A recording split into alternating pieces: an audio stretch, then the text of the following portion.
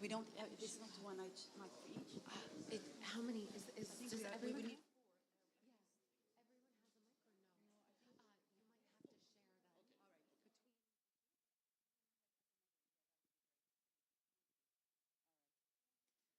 Then we're all fine, I think. Hello? No, you have your own. It's just you. The gentlemen have to share mics. The ladies have their own. I tell you.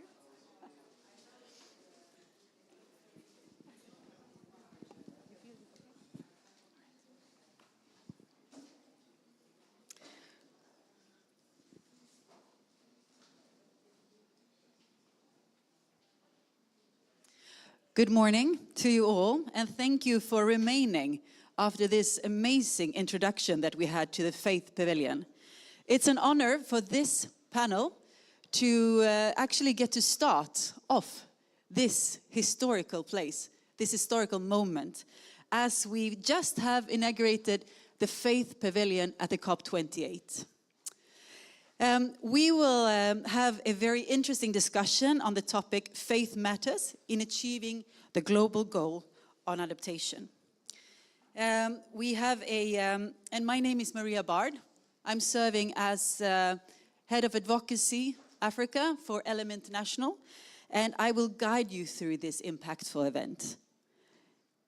It is indeed an historical moment as we have a new Faith Pavilion, and it signals the pivotal role that faith holds in achieving climate change, or in achieving climate action rather, to prevent climate change.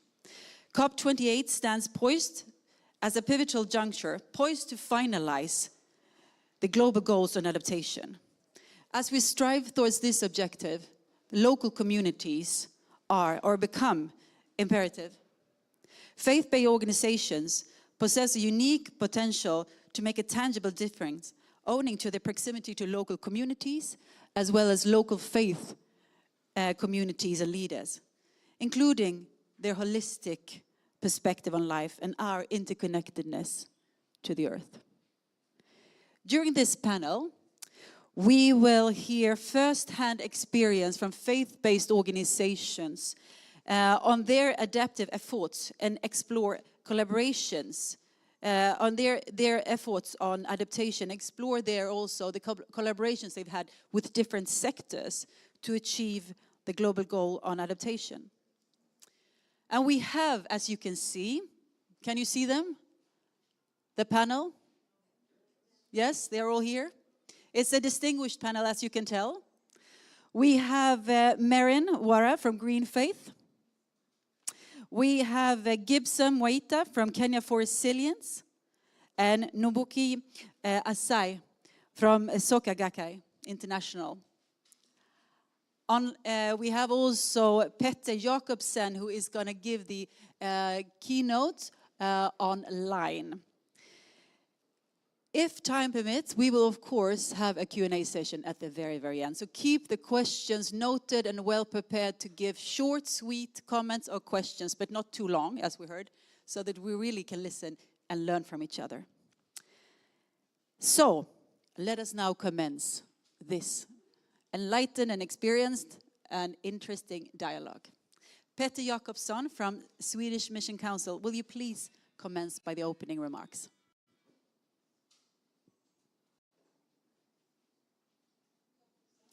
And the sound for Petter, either you are muted or the sound is not on.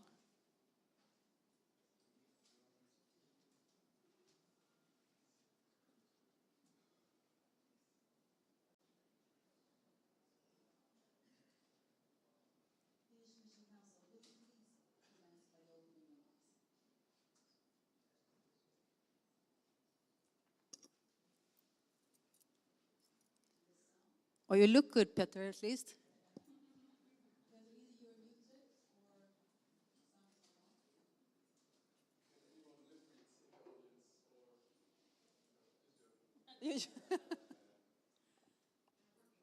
They're working on it. Just a second.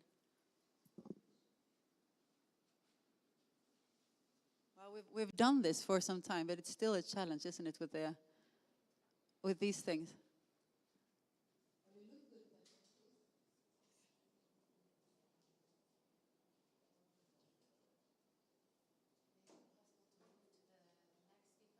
Yeah. We'll do so. Or we might even also allow you, Petter, to give the final remarks if it won't work. Well, then we will move to you, Marin, from from Green Faith. You are the Global Organizing Director for Green Faith in Kenya. And you will describe the situation in Africa at large, but specifically also what Global South, how Global South communities, faith communities are promoting adaptation. Please.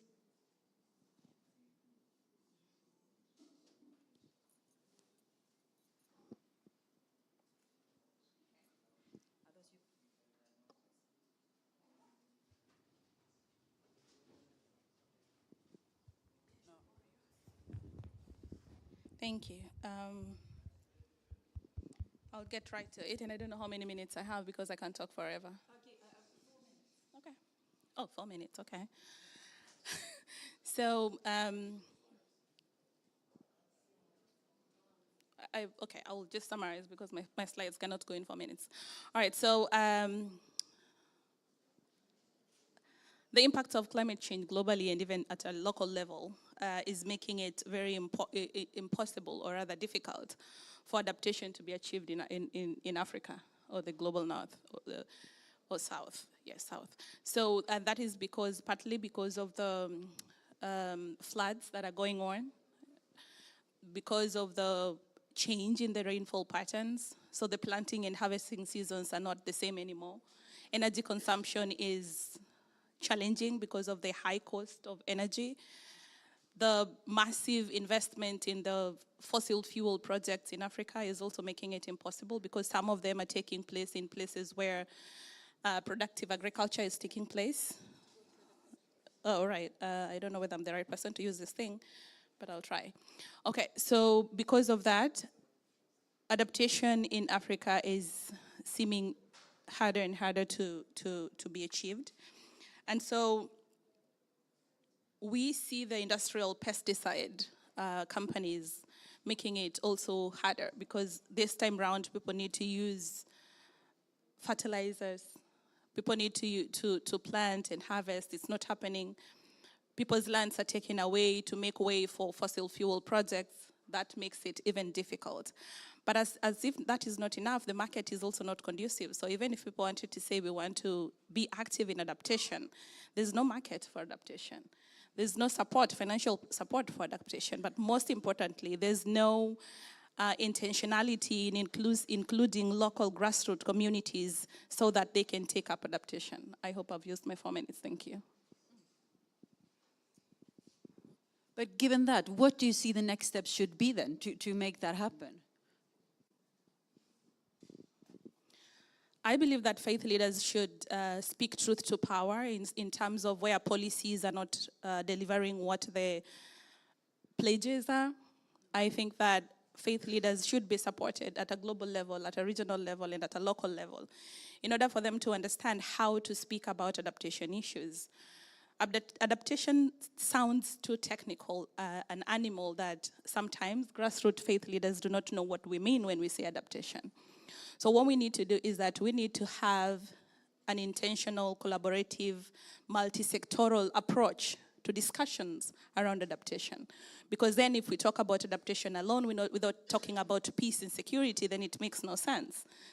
Adaptation cannot be achieved in a place where there's war and conflict. Adaptation cannot be achieved in a place where people are constantly being displaced and their lands are taken away.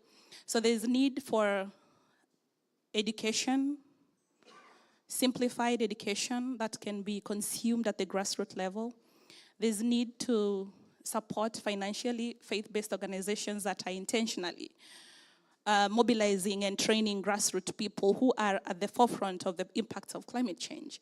So what Green Faith is doing is mobilizing those grassroots people from the impacts of climate change, those who are at the forefront, so that they can be in a position to speak about how difficult it is for them to achieve adaptation from their own context.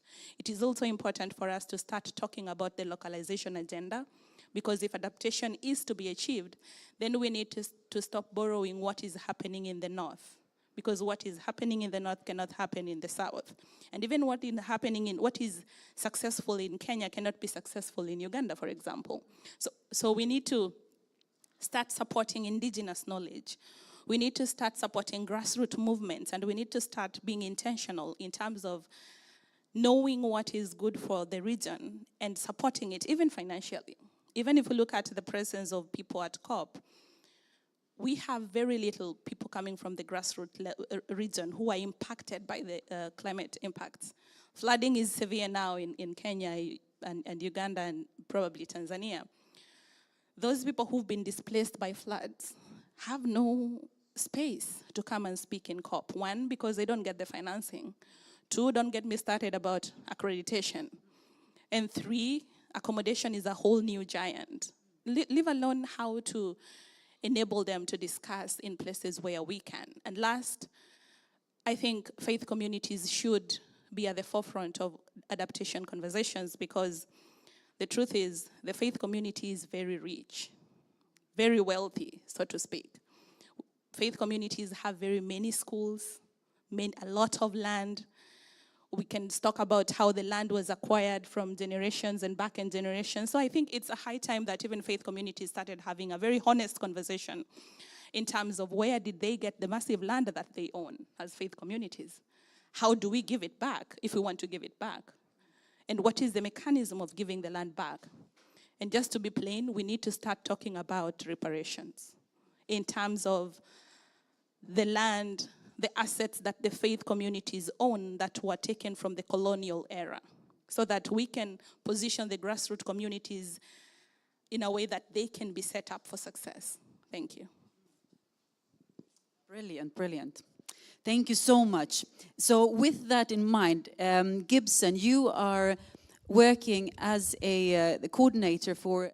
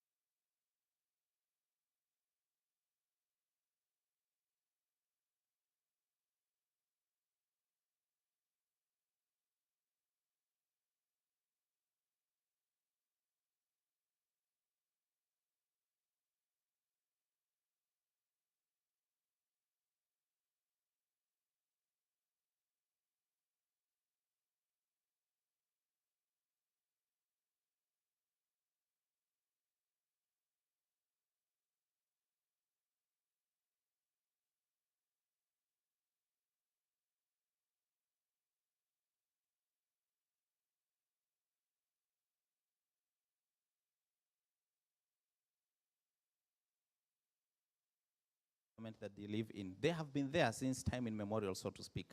And so having these people close, working and really also including some of the knowledge they have about the terrain, about the traditional way of doing things is really important. And so bringing them together has really worked for us and is something that will go a long way as far as that is concerned. So ensuring that the traditional beliefs are also included as far as much as we are also looking at modern ways of doing things.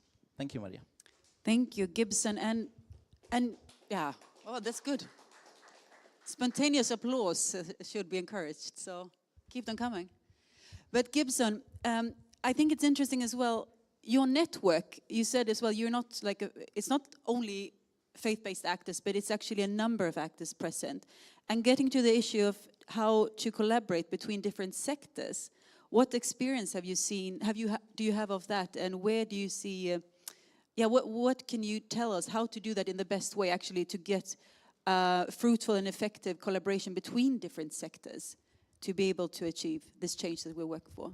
Thank you, Maria. You are very right. Our network is only not restricted or limited to faith-based actors. We work with secular actors as well, because we know and we have learned that the impact of climate change are not only specific to specific people.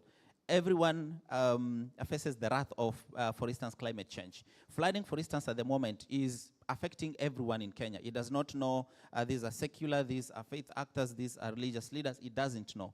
So we have learned that it is good for us to be able to bring all that together. How we do that is a lot of collaboration and a lot of consultation that we do, because all the way from planning, strategizing together, executing together, moving forward, ensuring that we have level expectations for every particular actor, also ensuring that to a larger extent, the interests of each partner are met to a larger extent, because we cannot meet all the interests, of course, conclusively, but just ensuring that we are really consulting and working together, and also recognizing the effort that the different faith actors bring on board, as well as the different actors that we really bring on board. That has really worked for us. Thank you so much. We'll move now from the African continent. Do you need yeah. Okay. African continent to Nobuyuki, sorry, Asai, who is the Director for Sustainable Development and Humanitarian Affairs, working for Soka International, Japan. You will also describe your experience of responding to climate-induced disasters as a FBO. And I think we will get a slideshow, or you will use PowerPoints. My own slideshow, please. Yeah. Thank you, Maria. Yeah. Thank you.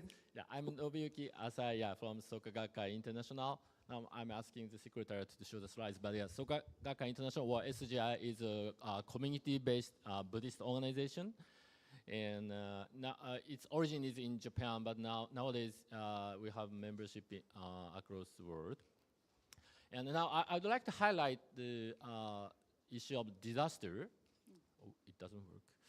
So now Marine and Gibson have talked about the situation in Global South, but to be honest, the adaptation or issue is universal. That was what I would like to emphasize, because now in Japan, or also in some other countries as well, due to the climate change, many disasters are happening, and also it's worsening now.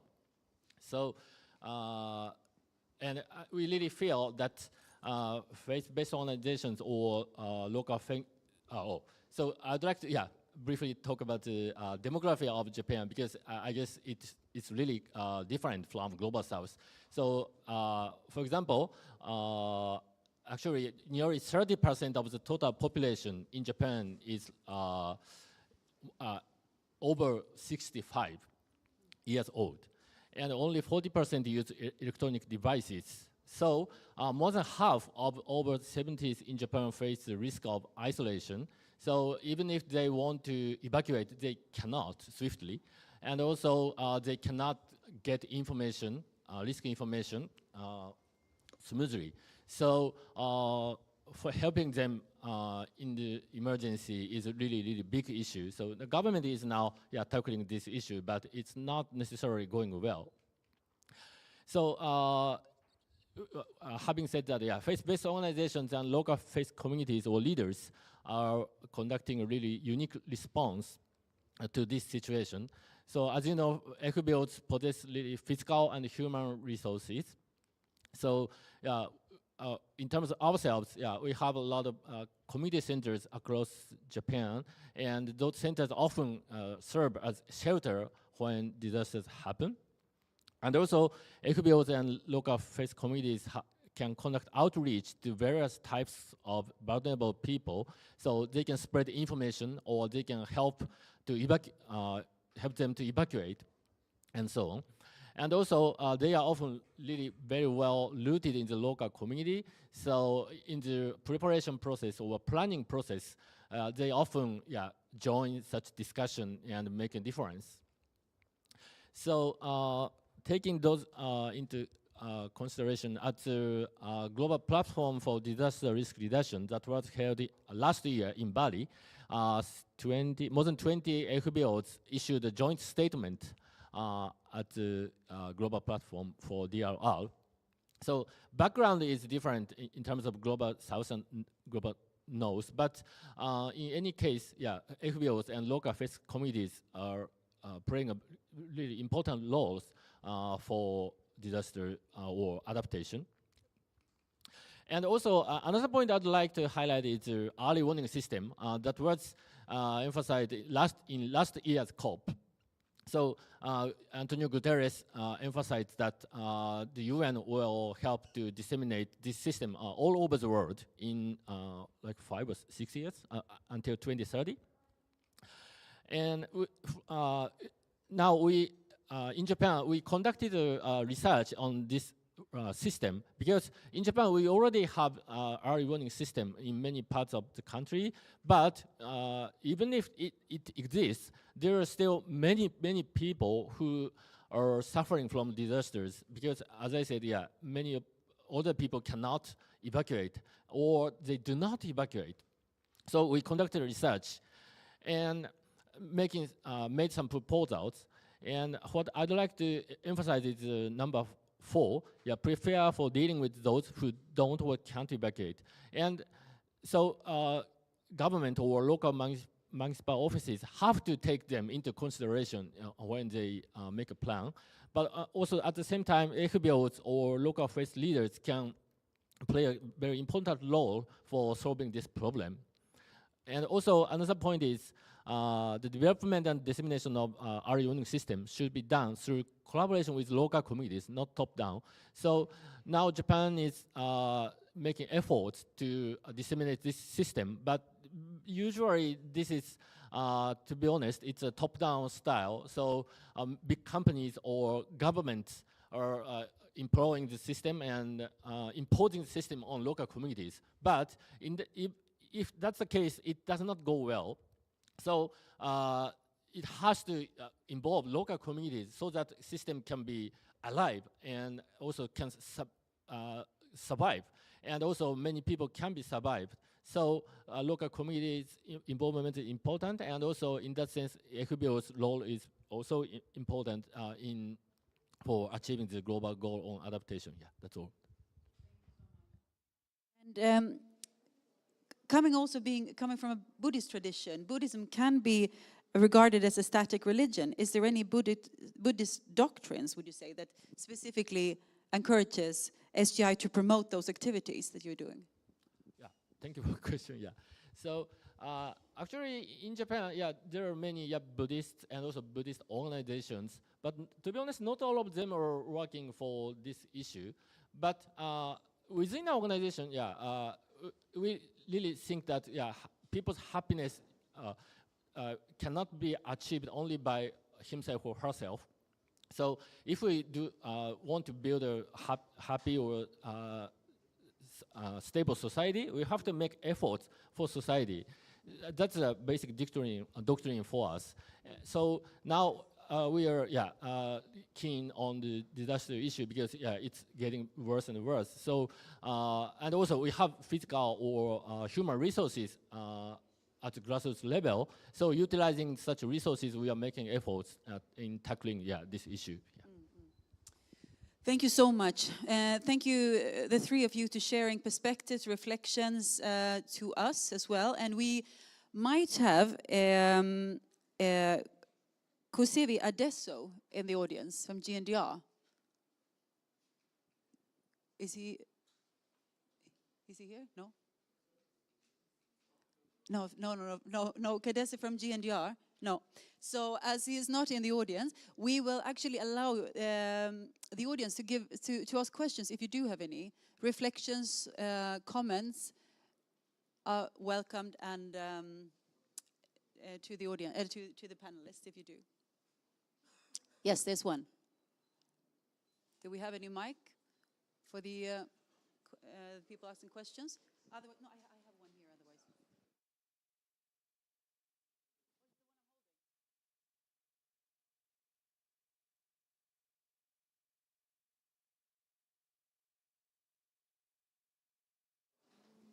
Hello? Oh, no. Okay, thank you very much. I'll be very quick, and thank you for the panelists for at least giving us some information around adaptation and faith actors. For me, my name is Vincent Ondieki, and I work for ACT Alliance Kenya. So I would just like to share my perspective based on what I have listened in through the participants. I have listened and I've seen that there are so many angles in which adaptation is being approached at, but I felt like there is a missing link looking at how can faith actors and faith leaders influence policy that will translate to meeting adaptation targets. By adaptation targets, I mean the three adaptation targets, which are adaptive capacity, strengthening resilience, and also reducing vulnerability to climate change.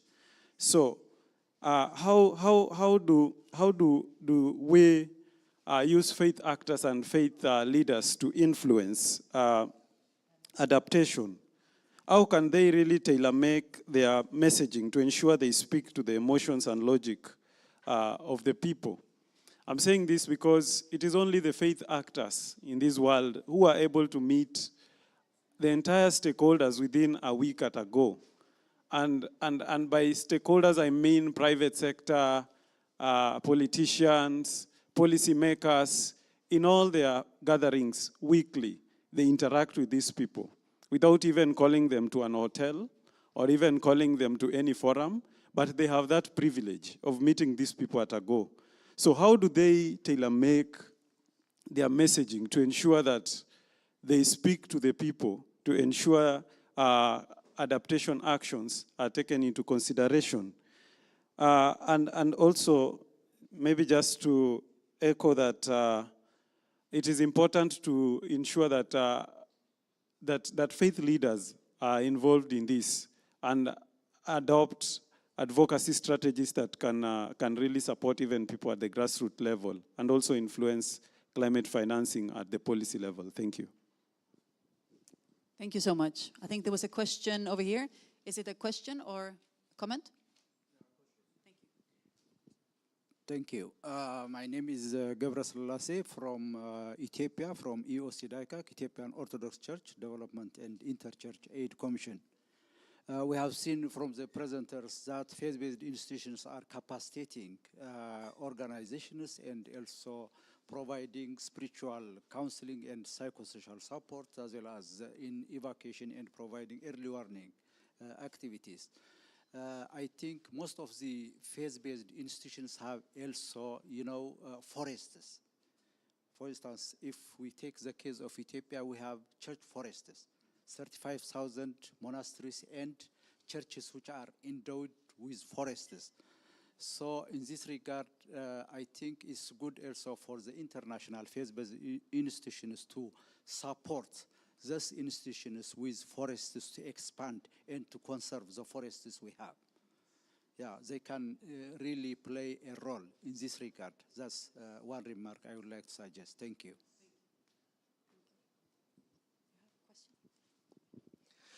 Yeah, hello, this is Haji Sayyid Salman Chishti from India, and thank you for this Faith Pavilion opening. I believe the subject of this panel is about adaptation for the faith-based role. So as you're talking about Buddhism and you come from Japan, I believe, right? No. So like I come from India, a major country of South Asia. So of course we have many believers, faith-based institutions, and many large gatherings. But in terms of adaptation, like, you know, we know about Japan, how it's, what is your message to the countries which are like overtly populated and of course highly densely populated as well as believers? So what is the way that we can implement the adaptation of the practices of, you know, preventing the climate change and the challenges that we are facing? Would you like to respond to that? Yeah, so yeah, I'd like to respond to the third question. Yeah, so I think for the, in terms of the disaster issue, yeah, preparation is the most important. So yeah, there are many things that happen unexpectedly, of course, but it's better to imagine what would happen in advance as much as possible and make plans. So we ourselves now, for each community center, we are now making manuals on how to respond to various types of disasters. And also, so not only the professional workers, but also the local leaders are involved in the preparation process. So if such preparation exists, then when an unexpected thing happens, the response can go more smoothly.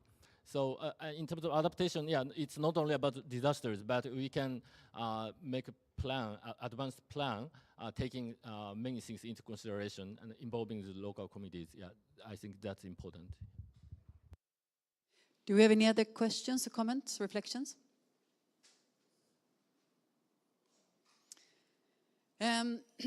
I would like then to maybe ask you, before we will allow Petter also to come in with some concluding remarks and possibly reflections also on what he's heard. Oh yes, please, please. Marin, please respond to the question. Yeah, to the question from the gentleman from Kenya, Actalance, is that I think it's possible for faith leaders to influence policy because, truth be told, at the end of the day, policy and implementation is about power dynamics. So the truth is that faith leaders hold the power because they have the people. But in most cases, I don't know what happens, faith leaders abdicate that duty to the politicians and the corporations. So it's a high time for faith leaders to be intentional in terms of being in those committees where politicians are making decisions so that they can also influence policy. If you look at most policies on disaster management and response, for instance, in Kenya, the policy is that it is domiciled as at the Ministry of Defense. So imagine flooding happening right now, like flooding is happening, and then the person who is supposed to help you evacuate comes with a gun. And I think Africa has a very beautiful relationship between the police and the common people. I think so.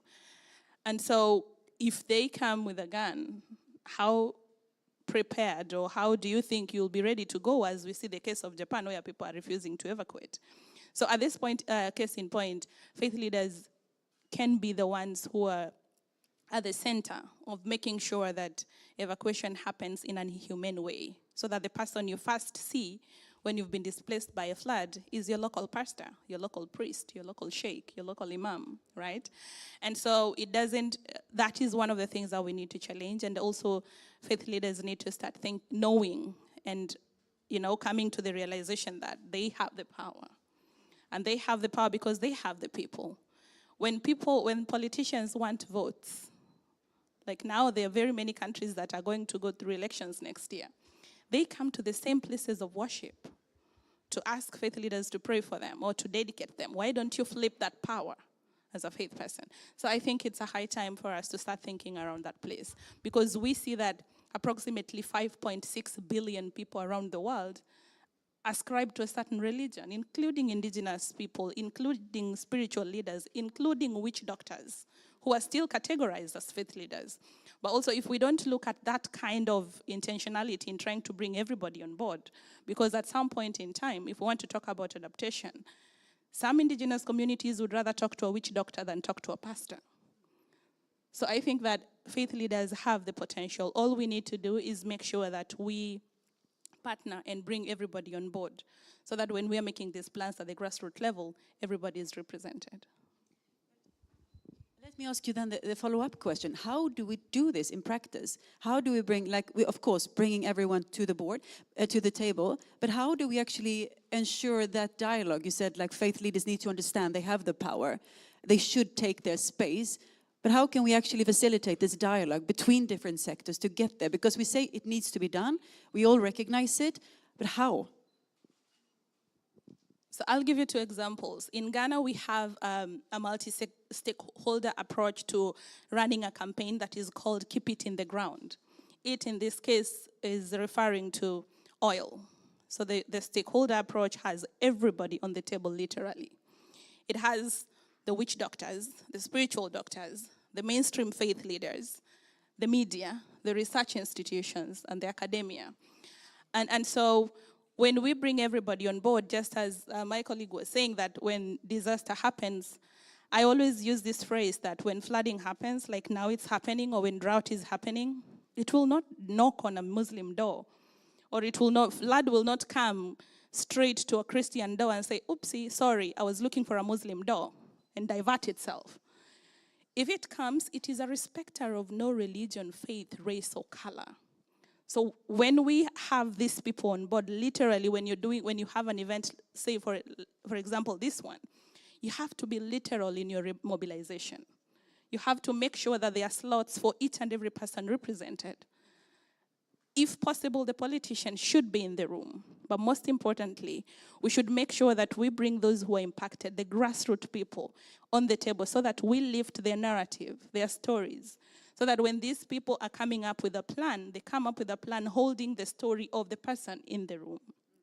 And the same case, we had the same kind of meeting in Nigeria, and my colleagues are here, we can attest to this. And we brought, again, everybody on board. In the Ogoni community, where oil has been a problem for a very long time, not anybody can access those communities. But we were able to access those communities because we used the spiritual leaders at the grassroots level. So if we want to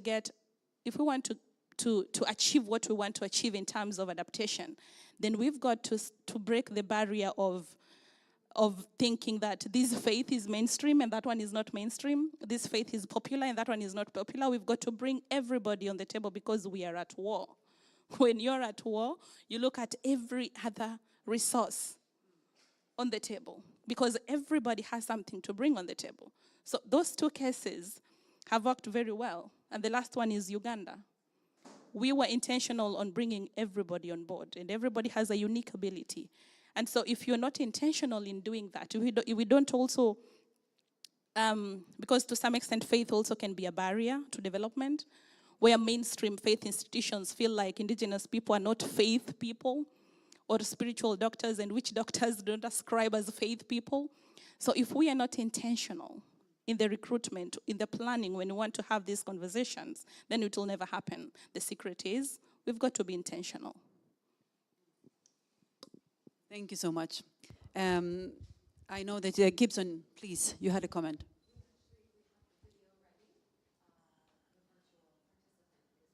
Yes. Oh, but can he give the final comments? Okay. Okay. Do you want to say something very quickly? And then? Yes, very Yes, quickly. please. I want to mention and just give hope because in Kenya and through Kenya for Resilience, we have had faith actors and religious leaders involved in influencing policy. The current Kenya National Disaster Risk Management Bill, that is 2023, through Kenya for Resilience, we had a lot of faith actors involved and also community members involved at the grassroots level. And that has been possible because of the structure that we have, which is the county resilience hubs, which now also draw membership from within the county, the different boundary partners, and also the community members. So during that process, we ensured, and the religious leaders ensured, that the community members had been mobilized and were aware of what was happening, and of course the voices given, and through then the K4R, the K4R, the comments and the feedback were collected and given to a National Disaster Operations Center, which were in charge of collecting feedback. So that way then, we had religious leaders, faith actors actively involved in policy making. But beside, and quickly commenting, is that besides policy formulation, they are also involved in providing oversight, because as the initial presentation that we had here, it was indicated that we really need to ensure that there is someone who really deliberately looks and demands for what is rightfully theirs. And the religious leaders in this case then, in some of our areas, have really taken that and actively held to account the leaders at the different level, ensuring that whatever commitment are given, they are done, whatever development plans are there, they're actually done because they have a voice and they really speak for the community. Thank you. Thank you, Gibson. Thank you to this panel and for the questions that have been risen from you as an audience.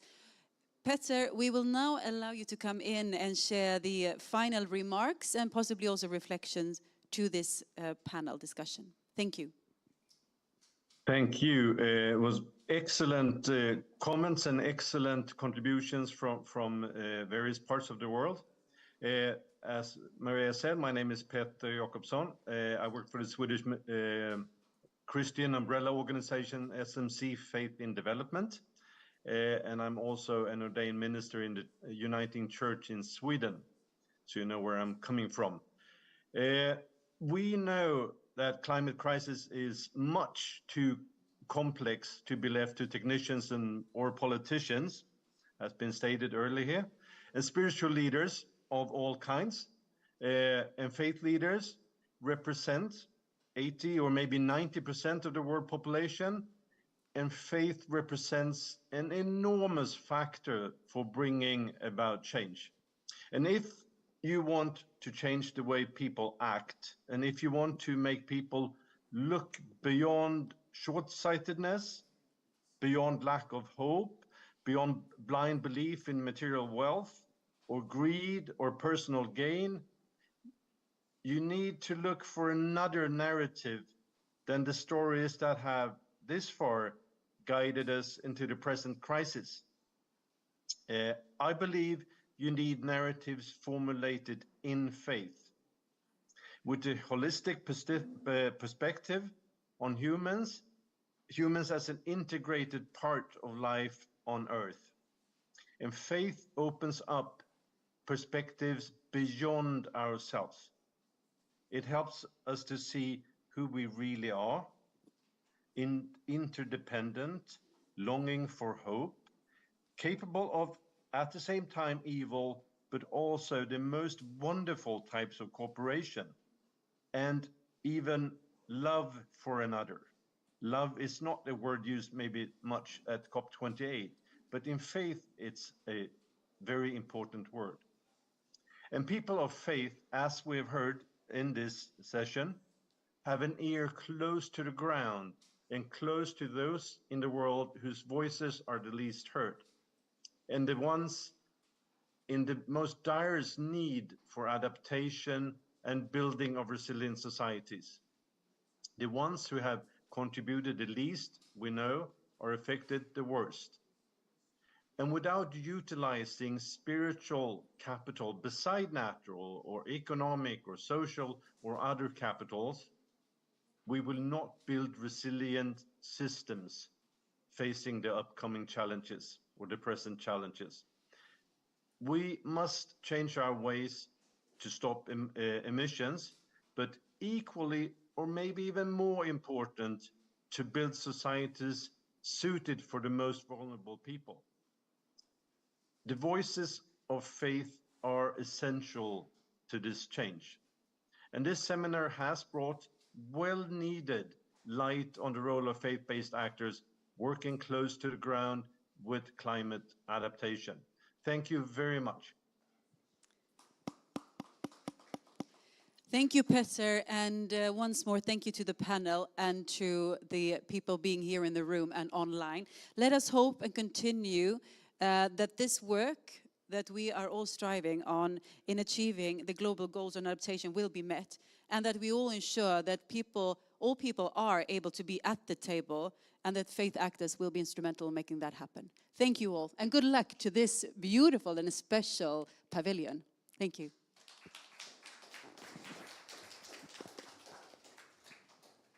Thank you so much, Soka Gakkai International, for a very compelling session. I would like to now invite our second session speakers to the stage.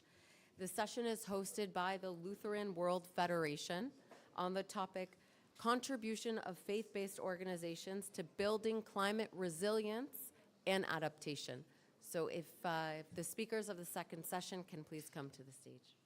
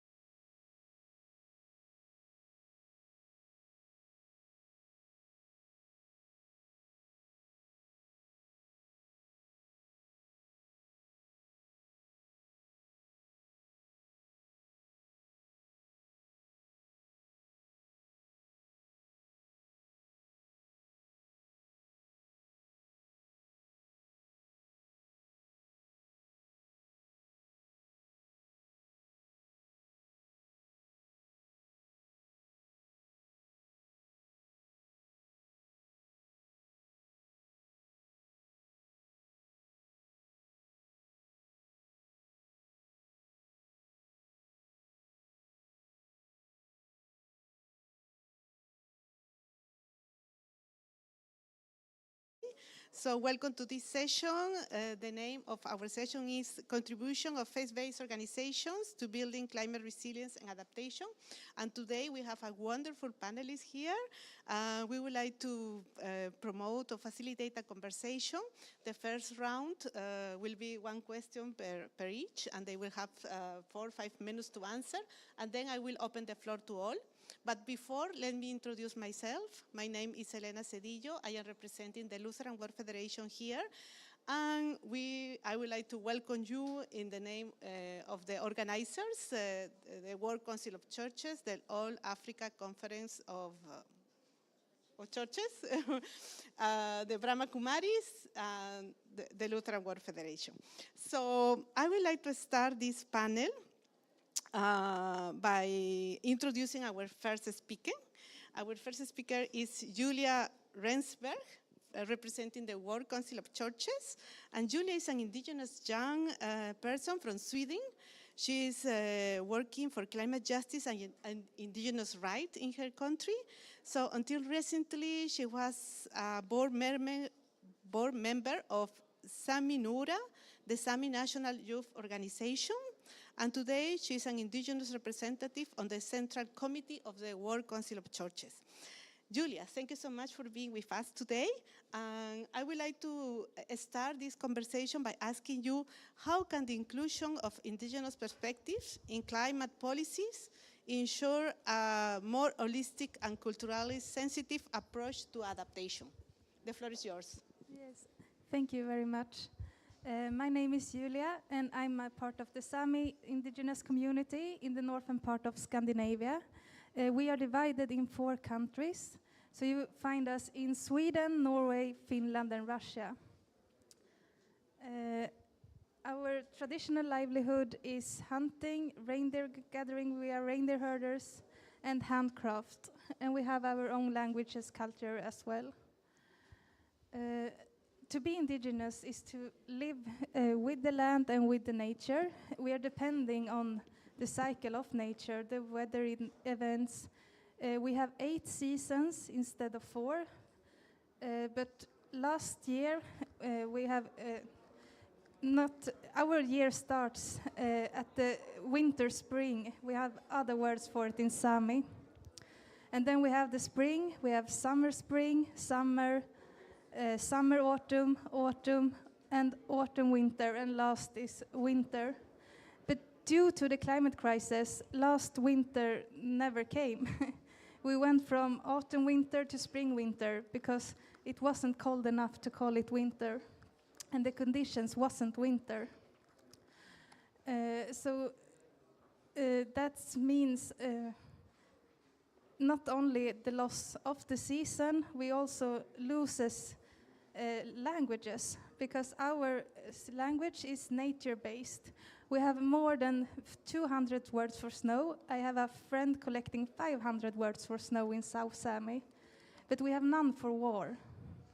And I think that's one key to understand, that we are depending on nature and living with nature, and not in the capital social system the rich countries have developed.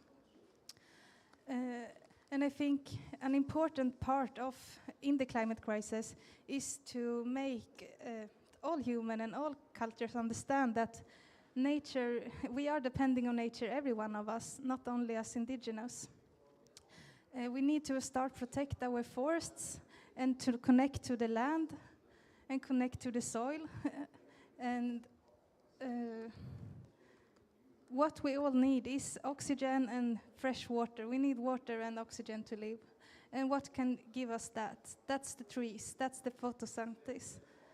So I don't think that the view that we need to connect to nature is holistic. I think that should be common understanding for all of us, because that's what we're depending on to live. And it's healthy for all of us to be in nature and to be a part of in nature. And I live in Sweden, and due to the forestry, I don't think many people in Sweden know what a forest looks like today, because the system with the clear cut and the logging is the same as in the rainforest in Amazonas as well. They are clear cutting and planting a monoculture, a monoculture where nothing else can live due to the species that they have planted. So they are doing the same, but instead of soya or cotton plantage, they are planting a pine imported from Canada, contorta. And this contorta, due to the Swedish law, they are not allowed to plant it anywhere else and in our reindeer herding area. That's the law in Sweden. So no one knows that as well. So when we're talking about the problem with contorta, this pine that's killing the diversity, the ones with power living in the capital, Stockholm and so on, they don't see it as a problem because it isn't allowed to plant it in their areas. It's only in the reindeer herding areas. So with an indigenous perspective or the nature's perspective, we need to protect what we still can protect and restore the nature and understand that we are a part of the nature as well. We are a part of the creation. And I think I will end there so long. Thank you. Thank you so much, Julia. Thank you. So thank you for also raising the importance of nature and remind us the interdependence and interconnectedness between all creatures. Thank you. So our next panelist, we have Julia from Sweden. Now we are moving to Africa, to Kenya. Our next panelist is Sandra Ombese. And Sandra is a communication specialist, as a youth leader, a youth climate activist in Kenya. She's a founder of the Plant Trees Save Earth project, and she will tell more about it later. I have a question for you, Sandra, to start this conversation. So can you tell us how can faith-based organizations engage and empower youth in climate adaptation efforts, considering the unique perspective and energy that youth are bringing to the table in the climate negotiations? The floor is yours. Thank you so much, Elena. So I will divide this question into 3 parts and answer it in 3 parts. So first of all, I will start by how Lutheran World Federation has engaged me as a youth and what it has taught me throughout the time I've been engaged with climate action activities. So I was an online COP27 youth delegate last year, and that is where my journey started. I got the chance to engage and participate in Africa Climate Week, which was hosted in Africa, Kenya to be specific. And this year, I'm an in-person youth delegate to this COP28. And all these climate conferences have given me the chance to amplify my voice. It has made me have a better understanding and knowledge on climate change. It has made me learn how to handle or tackle climate change issues. During my time engaging or participating in Africa Climate Week, I had the chance to interact with other faith-based organizations and promote intergenerational justice. Africa Climate Week also showcased the untapped potential of Africa's youth, the power of collaboration, because the youth are not just the leaders of tomorrow, they are the leaders of today. Through my various and numerous online trainings with Lutheran World Federation, I've had the chance to learn how to address or reach out to prominent and government officials and most importantly, it has trained me on how to follow climate negotiations. Through support of grants, I have been able to implement various projects in Kenya that are related to climate justice in my church and empower other youths outside my church. And more so, I've had the chance to interact, network, and build relationships with other fellow youth, learn from experienced people, and also be able to share my story. So why is it important to have youth with unique perspectives that they bring to the table? It is important to have youth because we have the potential to contribute to climate change adaptation measures, and we are empowered to become agents of change.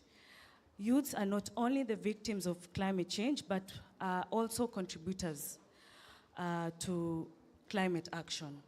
So lastly, it is important as well because through these perspectives that we bring to the table, we gain skill development.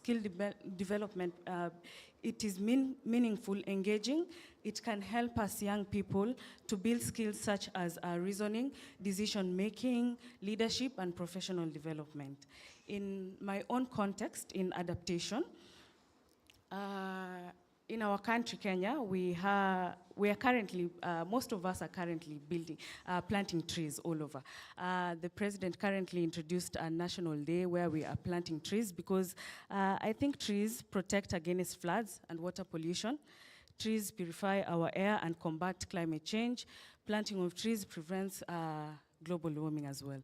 I think my 5 minutes are over.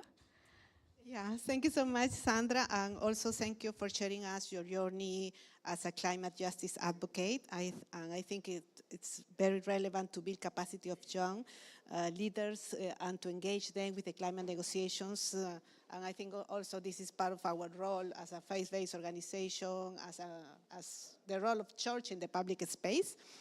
Now I would like to welcome our next panelist, that is Tinashe Gumbo. Dr. Tinashe Gumbo is the All Africa Conference of Churches Program Executive for Economic and Ecological Justice. He coordinates the work of the AACC, African Faith Actors Network for Climate Justice, and he will share more about it. So welcome, Tinashe. I would like to ask you if you can share the efforts of the African Faith Actors Network for Climate Justice, AFAN, CJ, and please, how AFAN engage young leaders and all this intergenerational perspective. Thank you, Elena. As indicated, I am from the All Africa Conference of Churches. However, today I will try to zero in on one initiative of the All Africa Conference of Churches, which is the Africa Faith Actors Network for Climate Justice. So you can see that the panel is actually a youthful panel, but I'm not youthful, but I have been requested to try and zero in on how this network is actually linked to the youth cause when it comes to issues of climate change. So as a result, I'm forced to ask you and myself some questions to say, can we act justly towards the future generation? How much do we actually owe the future generation? Indeed, what is it that we owe this future generation in this world debate? What are our climate duties to the future? So those are some of the questions that are actually going to guide this discussion. Even if I fail to address them now, I hope in the next round of questions, I will be able to do so. So, the All Africa Conference of Churches continued to reflect around issues of climate change, and we actually noted that it is really a crisis that needed our response as faith leaders. But as indicated by the previous speakers, climate change does not know any color, faith, or even age. As a result, we thought of coming up with a network which is inclusive, especially in terms of our faith leaders who are coming from different religious traditions.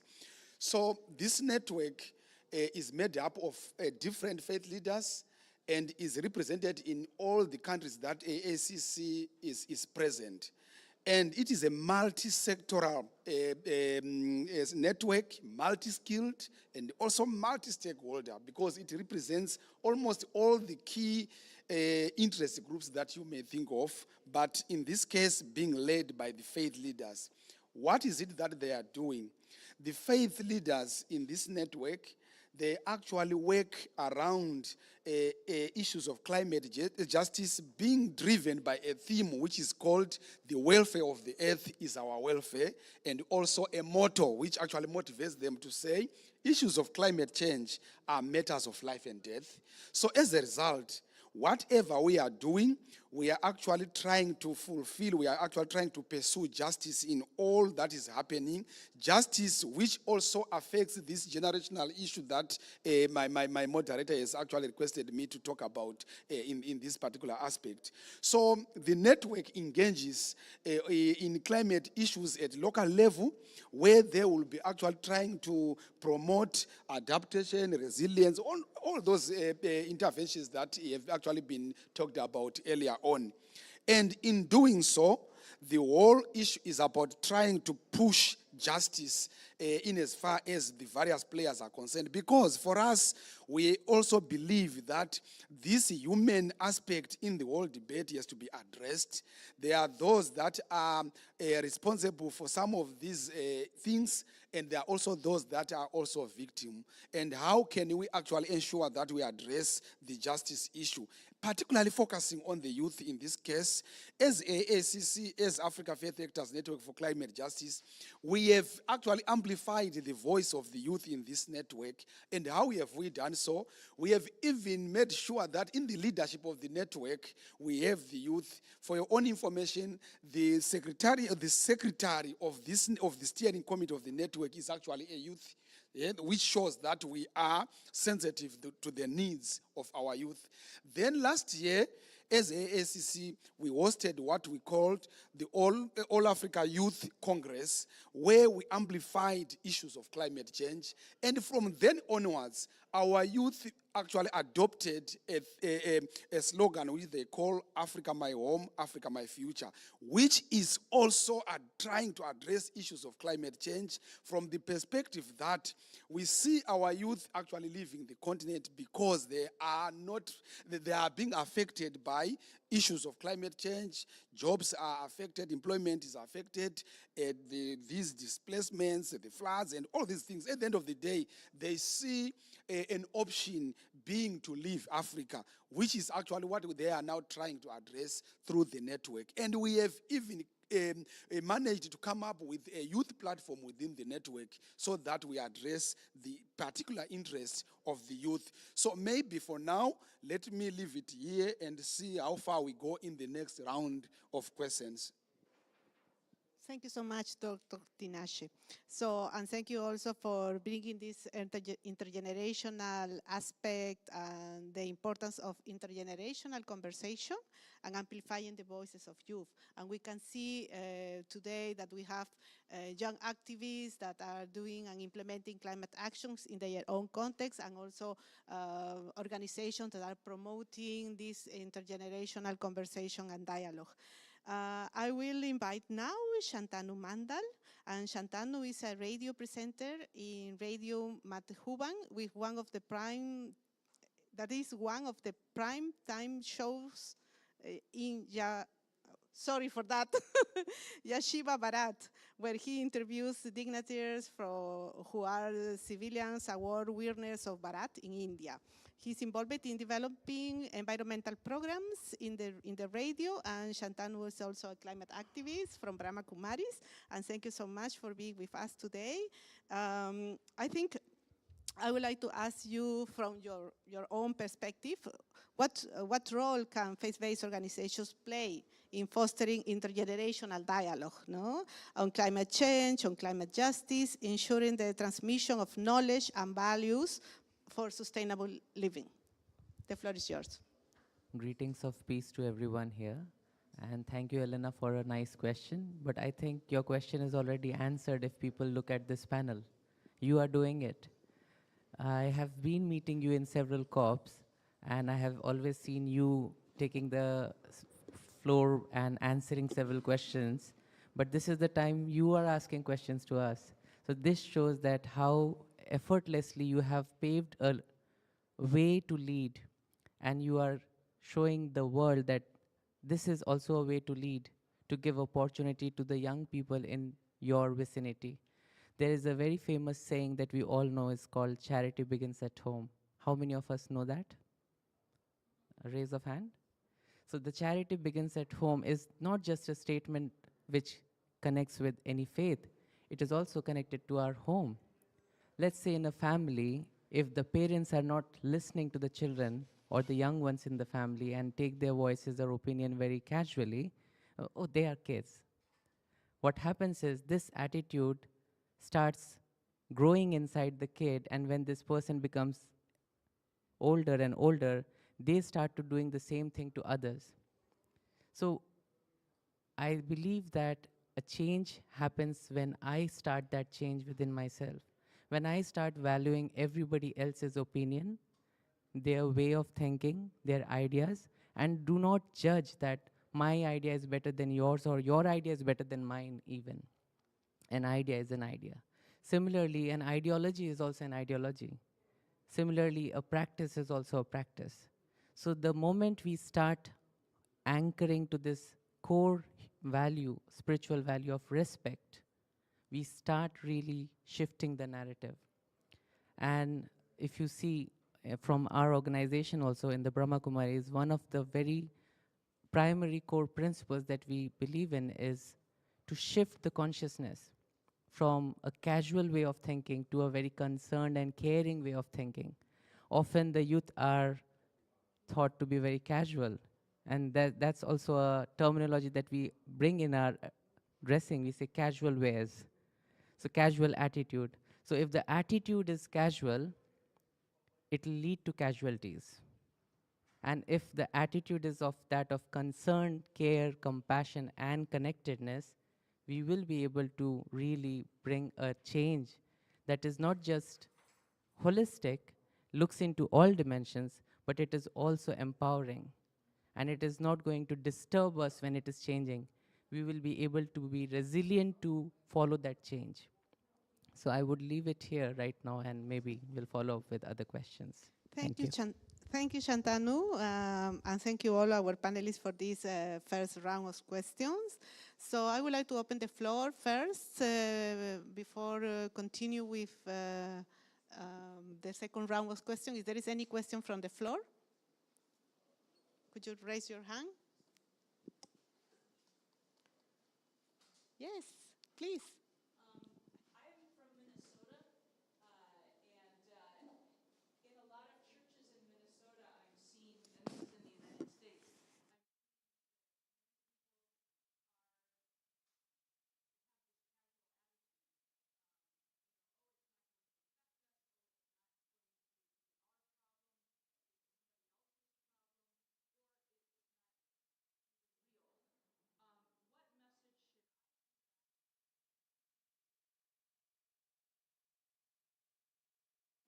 Your name, please? Tammy, thank you so much for your question. Maybe a quick round, because I think all of us can share something about that. Tinashe?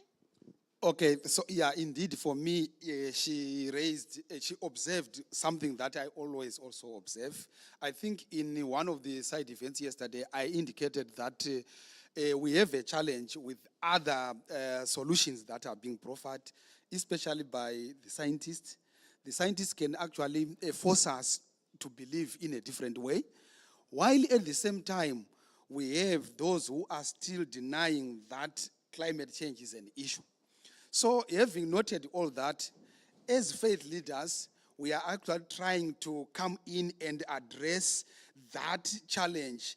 And hence the discussion around the spirituality of climate change, trying to hit the heart itself, trying to speak to the heart of an individual so that we convince this individual, and that individual is then going to convince the community around him or around here. As a result, we address that particular issue of the denials and other things. I think this is what I can say. I can only say that indeed you have observed what I also always observed, and I feel that the faith actors are coming in to try and address that component, which the scientists, the policymakers have failed to address.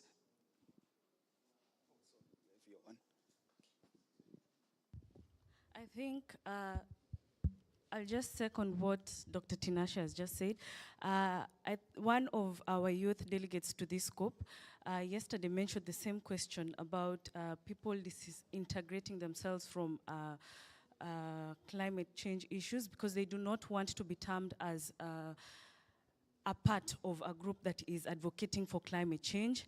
So he's actually here to advocate and tell people back in his country, especially youth, that climate change is actually real.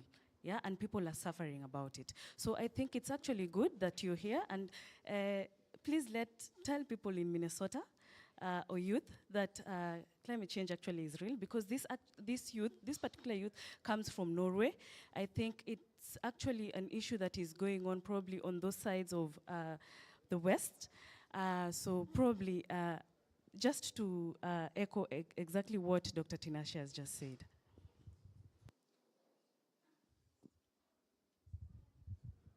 Yes, and I think, as my friend here said, we should start at home. I think one thing is to see your neighbor, to greet your neighbor, to get to know your neighbor. And if we all get connected and start to see each other, I think our common understanding will grow as well. Shantanu? Thank you, Tammy, for your question. I think, as everybody touched upon, just to build on that answer would be, again, to bring the dimension of my perspective. If my perspective towards climate change is that it's a crisis, I am more afraid to do anything, or I might be paralyzed with my anxiety to do anything. But if I see it as an opportunity to bring everyone together, I am more proactive in bringing a change. Well, when I say that, it sounds easy, but it is difficult in life and practical. And that's why it is good, because there are young people or others in your church who are connected to some kind of practice that actually helps them to build their resilience. And for me, in my personal life also, and in the community that I live, I don't think we do things because we want an output of it. We want to do things because when we are doing it, that process itself is guiding us. The process is more important than the output. When I plant a tree, how long does it live, etc., etc., etc. When you start counting that, it goes into too much of difficult areas that my mind might not capture. But if I just understand this, that planting a plant today makes me feel that I have found a new friend, that process is very important. So if we just focus on the process, that when I'm doing a climate action, when I'm trying to do something positive, it builds my positivity inside. It makes my character strong. And that's why I need to do it. And I would just like to correct my introduction. I'm not a climate activist. I'm a friend of Earth. And I hope we all become like that. Because when I say activist, it is connected to action. And an action would just end someday. But becoming a friend of Earth, friendship is forever. So who are we all sitting here? Who are we all sitting here? Friends of Earth. Yeah. Thank you so much. And I think I see the value, how important is this exchange, you know? So there are different realities, and different realities impacted by climate change in different ways. So I think also what you said before is that churches and faith-based organizations can also provide hope, no? Because we can see many messages that saying that we are raising 1.5 degrees soon, and more extreme weather events, and everything is like black. But we are here to bring hope, no? And from different areas, from different regions, different cultures. So I think this is a big added value of being a faith-based organization. Any other question from the floor? No? So I have a question for you too. I would like to know more about your experience, what you are doing in the field, in the ground. So how are you changing the mindset of people? How can you promote these changes of lifestyles? Or how can you motivate people to plant trees or taking care of the environment in your own communities? Please, could you share, Sandra, Julia, and Shantanu, your own experience on implementing small-scale projects or creative initiative on the ground? Could you start with you, Sandra? Well, I think currently there's a trend in Kenya that people are planting trees. I personally have a project named Plant Trees, Save Earth, which I started last year. And through this project, I've been able to plant so many trees together with my fellow youth in church and empower the youth, because I realize not everyone knows about this issue of climate change. So through these forums that you organize, probably this project, Plant Trees Save Earth, so many people from our church turn up, youth, in terms of youth, and they get to learn why we are doing this. Yeah. So I tend to think whatever I'm doing is I'm empowering my fellow youth. I'm also trying to save the earth, as we are all trying to do. Yeah, so that is part of what I do currently, and I know most of my colleagues from Lutheran World Federation, such as Maua, is doing some nice job down in Mombasa. And many other people like Eric Kapira, Shede. Yeah, so we are very many people doing climate justice projects. Thank you so much for sharing. Julia, could you share with us? Yes. In Sapmi today, I think the best resistance to climate crisis and to the ongoing colonization is that now I'm still a youth, I count myself as a youth, but we try to give our children the traditional knowledge. We make them learn our traditional language. In that way, they can connect to nature and they can understand the importance of nature. So to live indigenous and to be indigenous to the land is to be resident to the climate crisis and trying to adapt to it. So we are doing our best. Thank you. Shantanu, could you share with us? So on field, the Brahma Kumaris and the youth of the Brahma Kumaris are doing various activities. One of them I can name is the Kalptaru tree plantation. Planting tree is one of the most positive ways of mitigating climate change.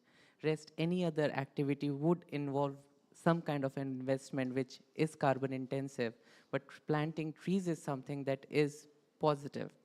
So we have been able to plant 1.6 million trees so far. We started in just 2021, 5th June. But when you hear that number, it sounds just 1.6 million, it's not big. But the ideology behind that is one person plants one tree for the planet, that is one home. So 1.6 billion people got connected.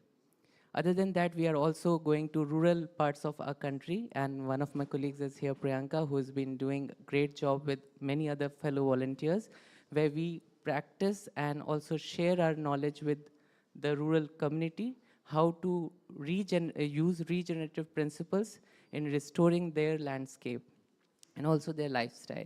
And the most important thing that young people from our faith community or from our community are doing is they are shifting their lifestyle to a more a diet system that is more less carbon footprint diet system, by which I mean more plant-based diets.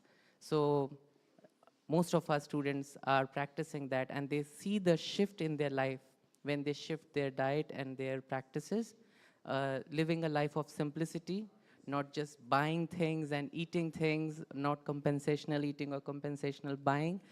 The spiritual practice is actually helping them feel better. And that's why they're able to do better and amplify their actions. And yeah, so we are trying our level best, and I'm sure your blessings and everybody's blessings will help us do it more. Yeah, and again, I feel that we are bringing hope again, no? So, Dr. Tinache, how AFAN support in the African context this creative initiative? Could you share with us? Okay, thank you so much.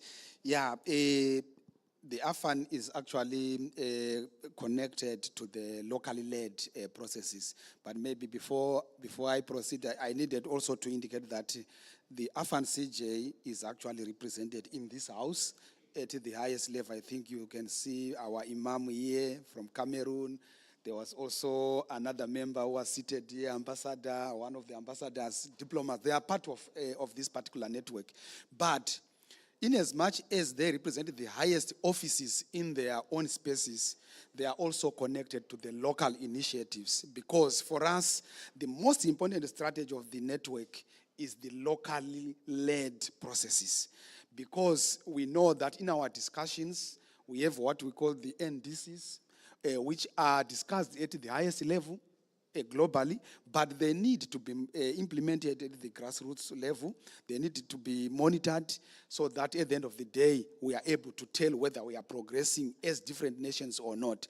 So the AFAN-CJ monitors these local-led processes by the government, but also they also do their own locally led initiatives to do awareness raising through radios, interfaith dialogues, stakeholder engagements, and other processes. But most importantly, we also try to influence policies that affect the local initiatives. So our efforts, you will see them, we'll see our members engaging their governments before they even go to the continent during the Africa Climate Week. I think you have been following even what the network has been doing in the recent Nairobi declarations. I think you saw the voice of the network actually at the highest level, but speaking the language of the local people who are implementing those initiatives. So in short, I can say the network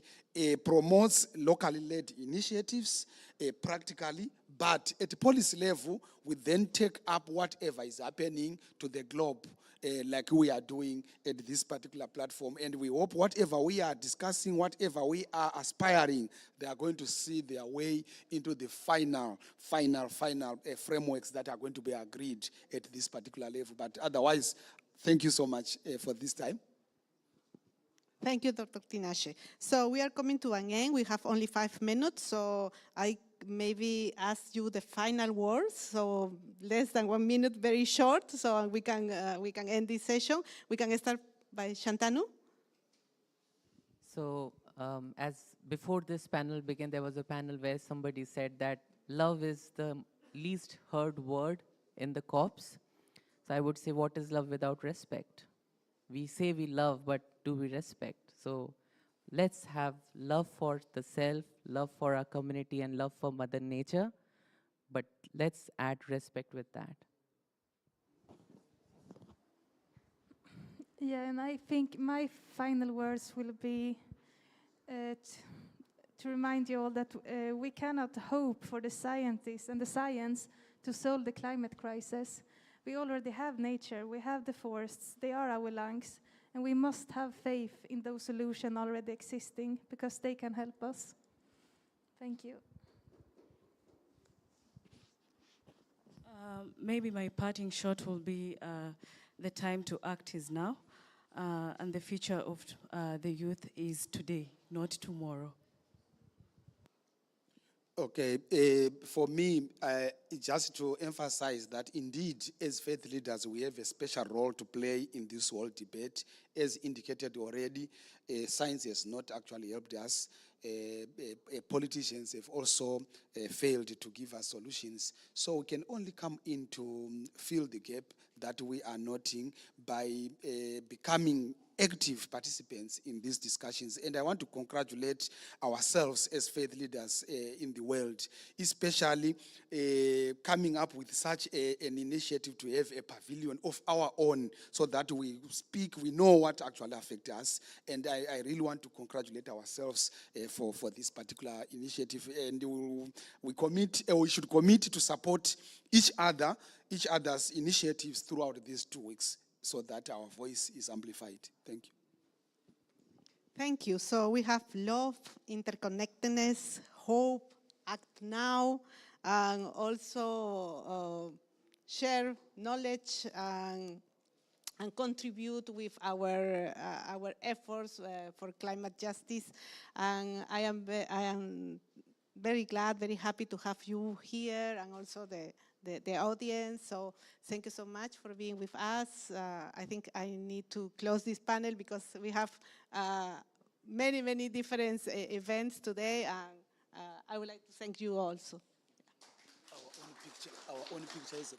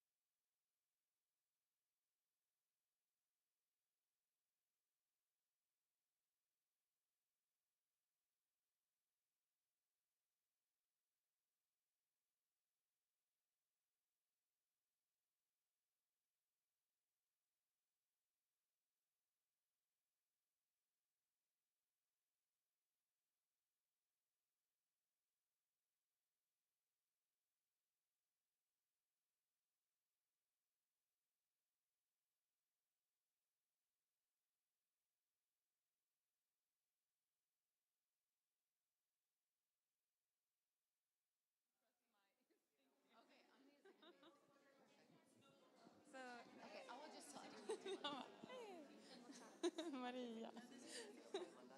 Underbart. Ja, tack. Ska jag titta ner på den? Ja, mina papper, just det. Men du, nu ska jag börja. Okay. Hello. Okay. So should we start? Yes. Okay. Hi, everyone. Very, very welcome to our session here in the Faith. Hanna Soldal, and I work as an advocacy officer with focus on climate justice at ACT Church of Sweden. And today we will have an interfaith youth dialogue on climate justice. And this session will try to provide a space for an interreligious youth dialogue between youth representatives from different religious traditions and different geographical regions on the need for climate justice, resilience, and hope. And together we will explore how we, as people of faith, can strengthen resilience among youth in times of crisis. And our aim, yes, that's good. Our aim is to discuss how we, as people of faith, can empower young people and ensure their participation in decision-making and implementation of initiatives that will build resilience. And we'll also explore what kind of support that youth is needed in these processes. And with me to discuss these matters, I will start here. I have Karine Josiel Wendland from the Evangelical Church of Lutheran Confession in Brazil. She is a member of the Climate Justice Forum for Latin America and the Caribbean, and you're currently living in Mexico City. Yes. And then we have Priyanka Patil from Brahma Kumaris, living in Rajasthan in India, where she's working on regenerative, agroecological and restoration projects through the ecological initiative Golden Era Eco Services. Very welcome. And then we have Sophie, it's so far away. We have Sophie Olsson from Church of Sweden Youth, and she's an engineering student enrolled in a master's degree on industrial ecology in Gothenburg in Sweden.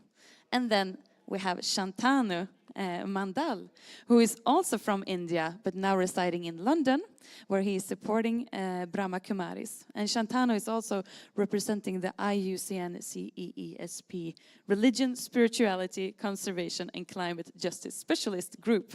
So very warm applause for this amazing panel.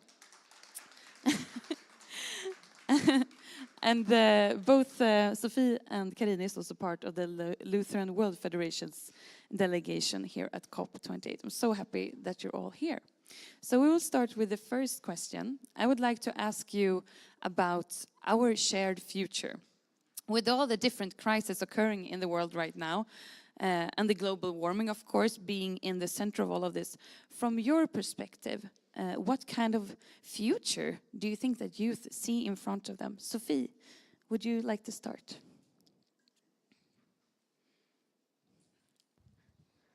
Oh, thank you, Hannah. So I see two kinds of future.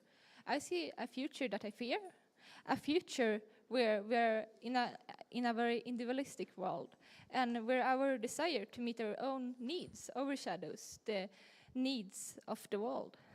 I also see a future where we fight, where we're left to fight on our own, and where climate change is a problem that you only need to worry about on a local level if you're affected.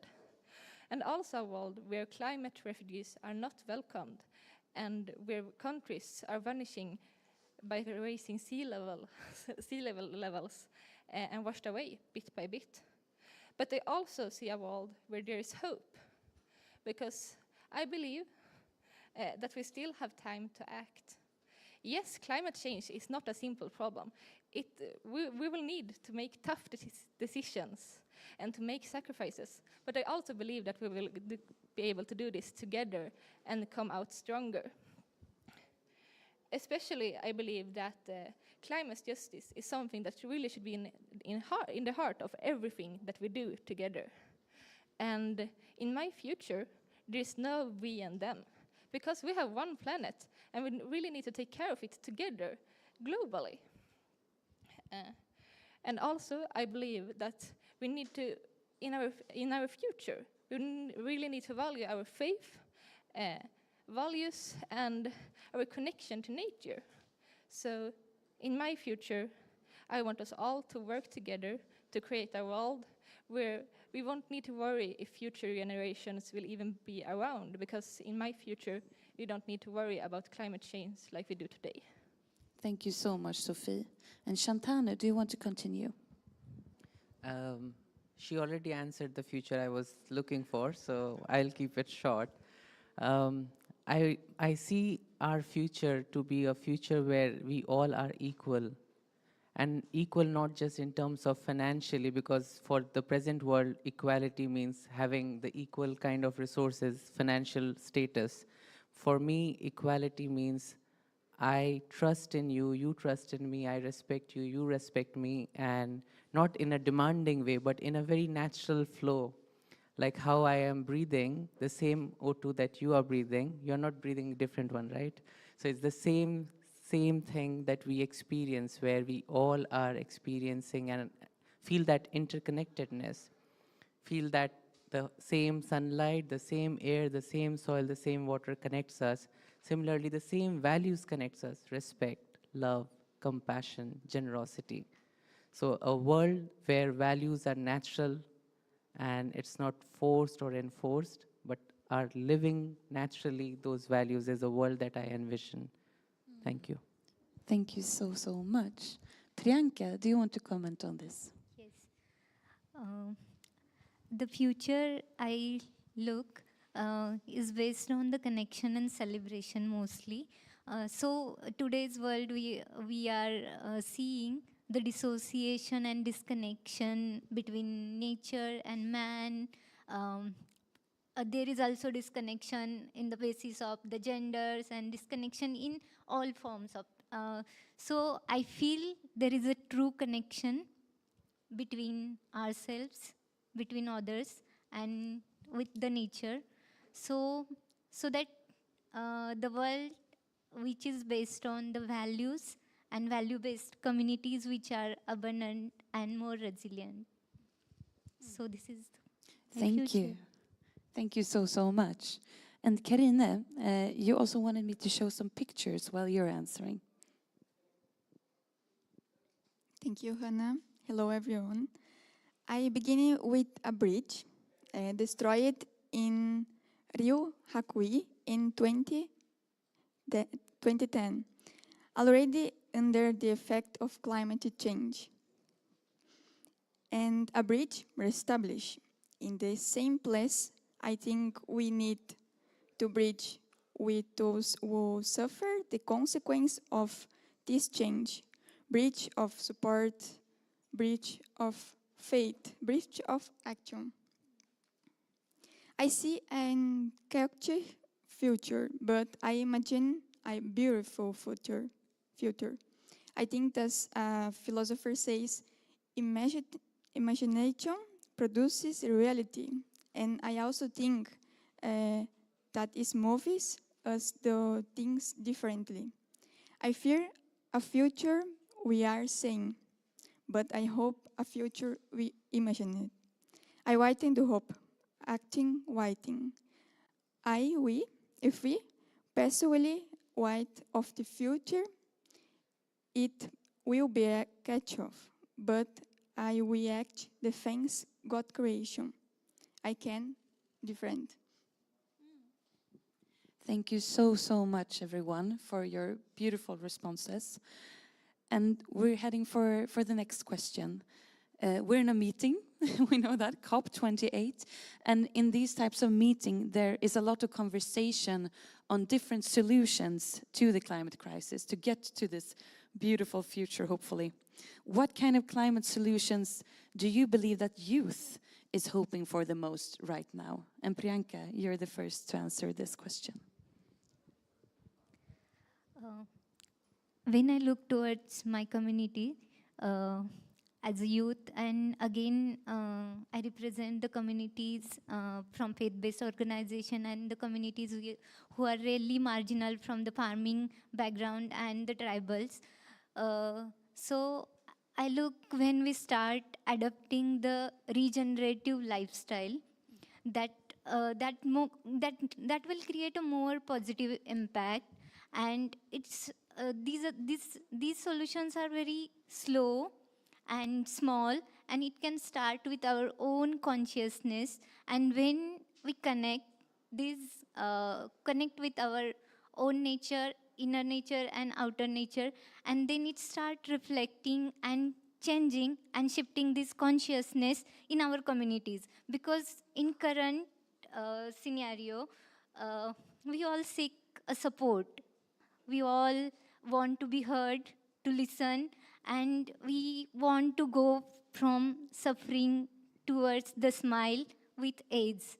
And here I feel AIDS means to engage, to acknowledge, and to solve together with more and more involvement, and to earn the trust, because trust is very essential, that we all are home and we all are family, where we all can share our insecurities, our fears, and we can go beyond all of them with the love. And in previous session, Brother Shantanu mentioned about love without respect. We can't imagine love without respect, because it needs that water to the seed of love, that respect of ourselves, respect of others as a human being, and respect of all the creatures, and even nature and natural elements and all the life forms. And I feel this respect and connection will help us to grow together and create a beautiful future for all of us. Thank you so much. Thank you so much, Priyanka. And Karine. Well, I think that in the COPs, a lot has been said, but little here the communities affected by the climate crisis actually. In my region, there are Guarani indigenous people who call the non-indigenous Jurua, who means empty mouth. The one who speaks a lot and says nothing, does not act. I was in the Climate Week in Latin America and the Caribbean recently, and indigenous people, when asked what would speak directly for your government representatives in the countries, said, we need directive financing. We need food sovereignty, not just food security. Defending Mother Earth is costing lives. I would also say that I wait for the funds promised in the different scope see materialism, that have concrete actions based in the topics discussed, that the COP can have an impact worldwide, from local and regional to national and global levels, that there is an increasing involvement of people in the environmental theme, which is more important and urgent, that rich countries have the dimension of what they are causing and people, the country of the global south. Maybe the year 2023 not end up as the hottest in 125,000 years, as is very likely to happen.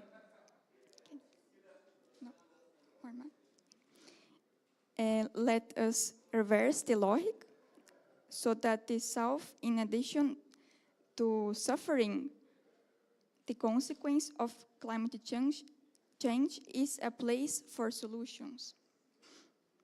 This painting I made in 2021 and represents the New Jerusalem. It's a possible place for coexist.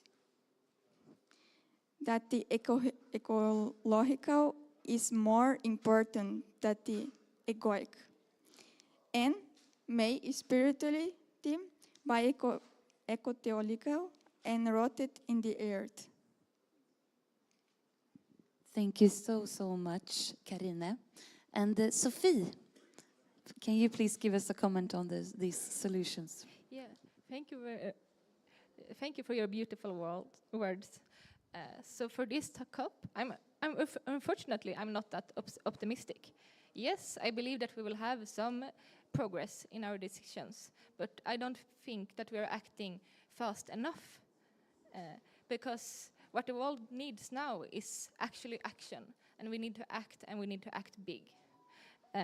So I would like to see a COP during this COP that we will have several and ambitious goals that we actually follow up and meet. Like yesterday, we already started to have pledges for the loss and damage fund, but I would like to see it up and running as fast as possible, as well as seeing that polluters actually are paying, because there are a lot of companies all over the world who are currently polluting our planet, and they should also be responsible for for solving the climate change and the damage that they are doing. And something I do not think we are talking enough about during COP is the non-economical things, because climate change are affecting humans, and we can't set a value on human life. You can't buy a human. So I believe that we need to start about the non-physical things, like non-physical loss and damage, and how human rights are a very important part of climate change. Because this climate change will address a lot of different topics, like the access to clean water, and we will have migration and different things. So we need to not only we need to look broader and also include a more human rights perspective in the discussion. Thank you. And Shantanu? I think beautifully depicted by Carolina and also all of us here. I mean, they were beautiful paintings, really. I think the word loss and damage is only used for context of what is lost and how to pay back for the damage. But we are not looking the inner aspect of that, which you said, Sophie, that the loss of values has resulted in the damage of the world. Unless and until we hold each one of us, the self responsible for that, just pointing fingers would not help. So for me, what I believe is for the youth, because your question was that how youth can uniquely think of something, I think being a young person, I believe living a life of integrity and honesty is very important, where what I think, what I say, and how I do my actions are all aligned. I say a lot of green words, but my life doesn't reflect that, and I think differently, it won't work. So if there is an alignment of the head, the heart, and the hands, only then the planet deserves such a youth. The home deserves that kind of a youth. And it's the time where we really step up our individual games as well, as we are asking others and countries and parties to step up their games. We need to step up our game, yes. Individual games as well. Our individual, yes, thank you.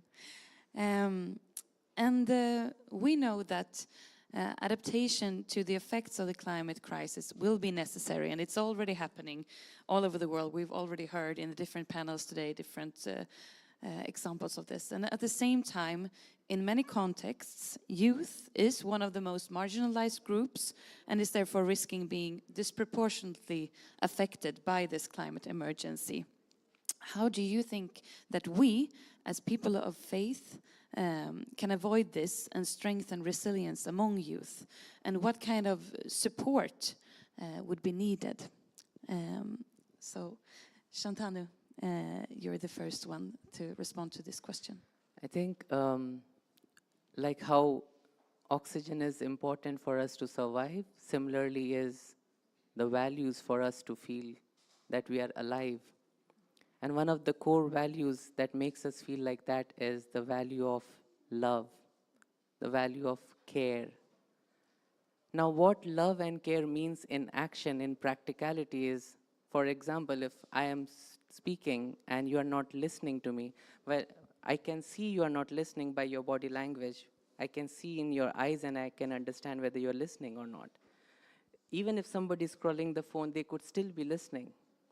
So just this little action of how much care I put in my presence, if I am able to make you feel that I belong to you in this particular moment of time, this kind of relationship actually is very important now, because even WHO says loneliness is growing and it is one of the biggest pandemics now.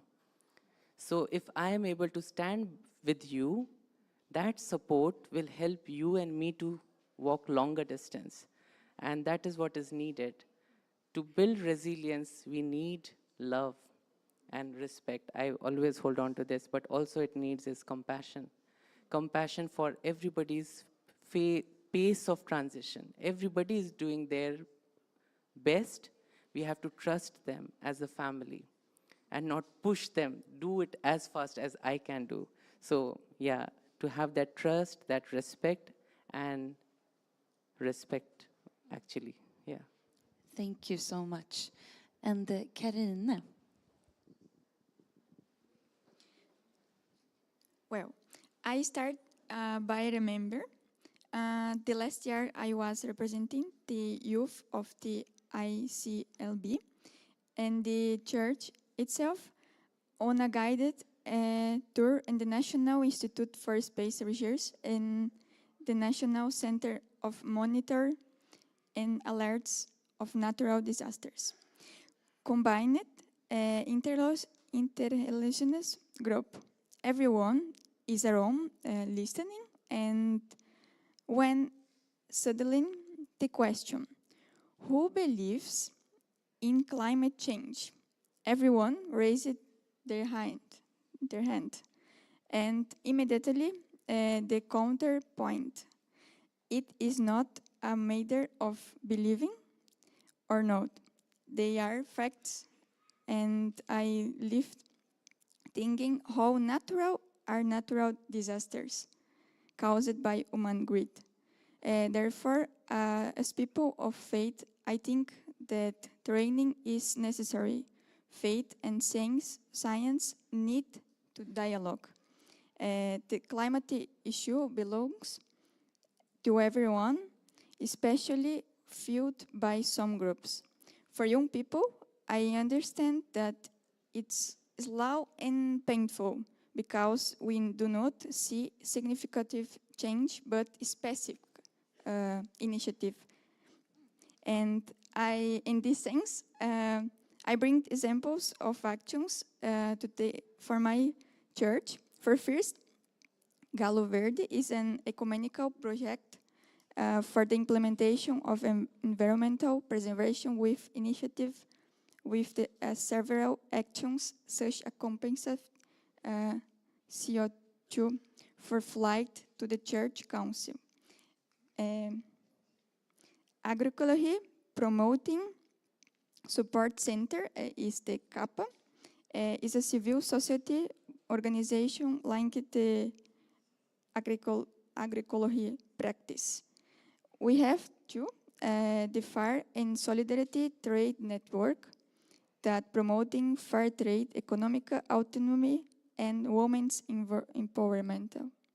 And, so last but no least, the evangelical youth from my church has organized the youth and environmental justice campaign.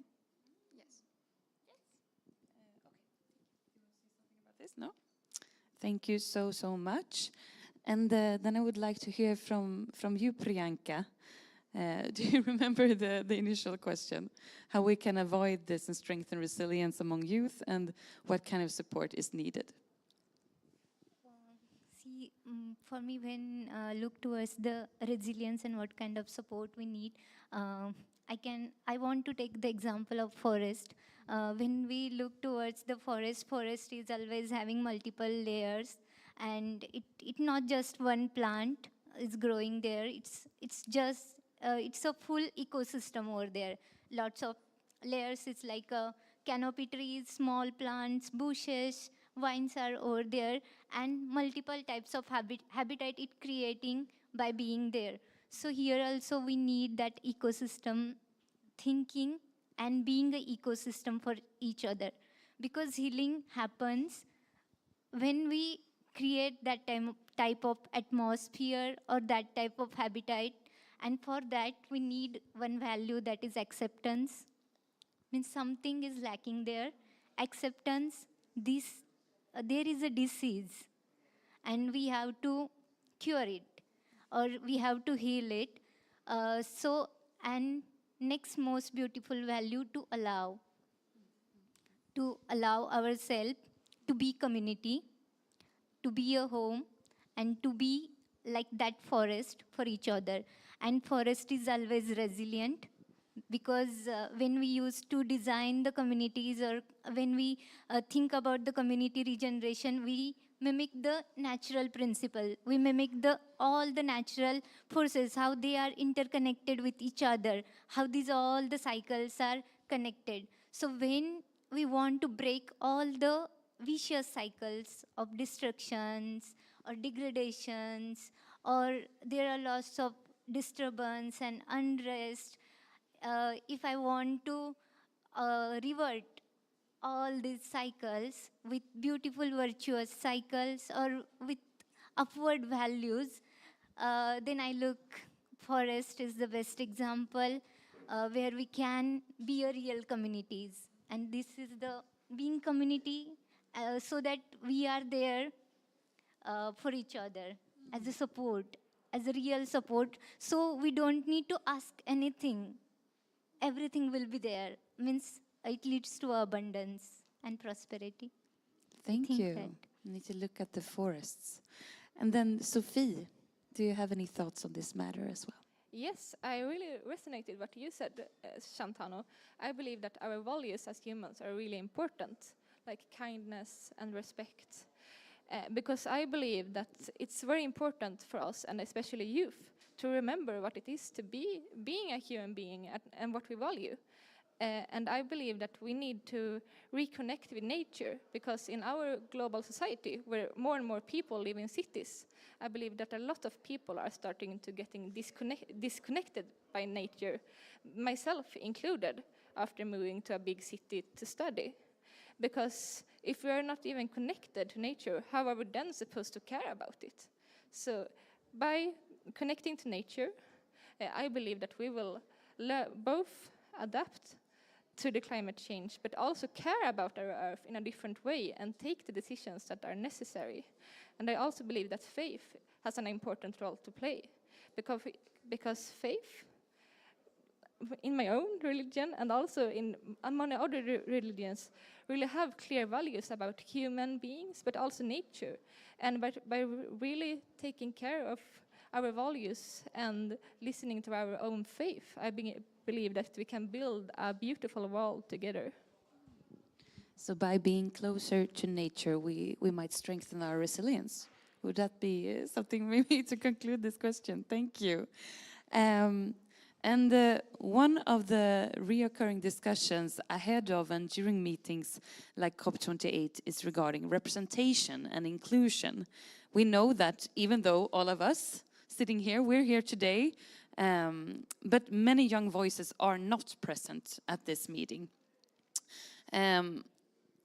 And they're not present in the negotiations, they're not present in the implementation of the results of the negotiations, what will be decided. So how should we, I speak now of you as people of faith, but you can of course also refer to yourselves from your very local perspectives and being young people, how should we empower youth and ensure their participation in both the decision making and implementation of initiatives that will build resilience? This could be, here at COP, it could be very local. What do you think? Priyanka, you want to start? What should we do? Again, it's like for me, resilience like a community building. And when we have that support, so we can cope up with anything. Again, I lost Sorry, you want me to repeat the question? How we can, thinking of how we can empower youth and ensure their participation. How can we ensure that? Sorry, I was there. No problem. So yes, there are lots of youth to whom we work. They have lots of issues, they have lots of sufferings, and there are lots of challenges due to the crisis, but they don't have voice to all of the problems. They might be physical problems, physical challenges to work in the farms. As I'm from agriculture background, so I have to relate all the things more with agricultural system or forest system. They have sufferings and financial challenges. So when I look resilience not in terms of only one way, resilience in the form of financial resilience, and support in the form of finances also. Support in the form of, as we discussed, in the form of values, but as an organization. We can create the FEOs, we can create youth groups who can engage in more and more activities and create programs which can really empower to take the actions on the grassroots level, which can help to get out of from their day-to-day problems. Because it's like their stomach is hungry and I'm giving them lots of information. This is happening in the world, this is happening here and there. But the problems are very real for them. It's like having bread, it's like going through lots of domestic violence when we talk about women, and when we talk about the youth, they have lots of breakdowns regarding jobs, regarding anxieties, work pressures, insecurities. So here we can be that community who support at all levels, emotional, create the different livelihood jobs with their own skills, because these are the indigenous peoples having knowledge, they have different skill sets, they have their own ancient wisdom. So just need the channel, need that support system, ki we are together. You are not alone, or we are not alone in this. We are together, and together we can create a small and simple solutions. So this, I think, and this works with community regeneration projects on which I am working.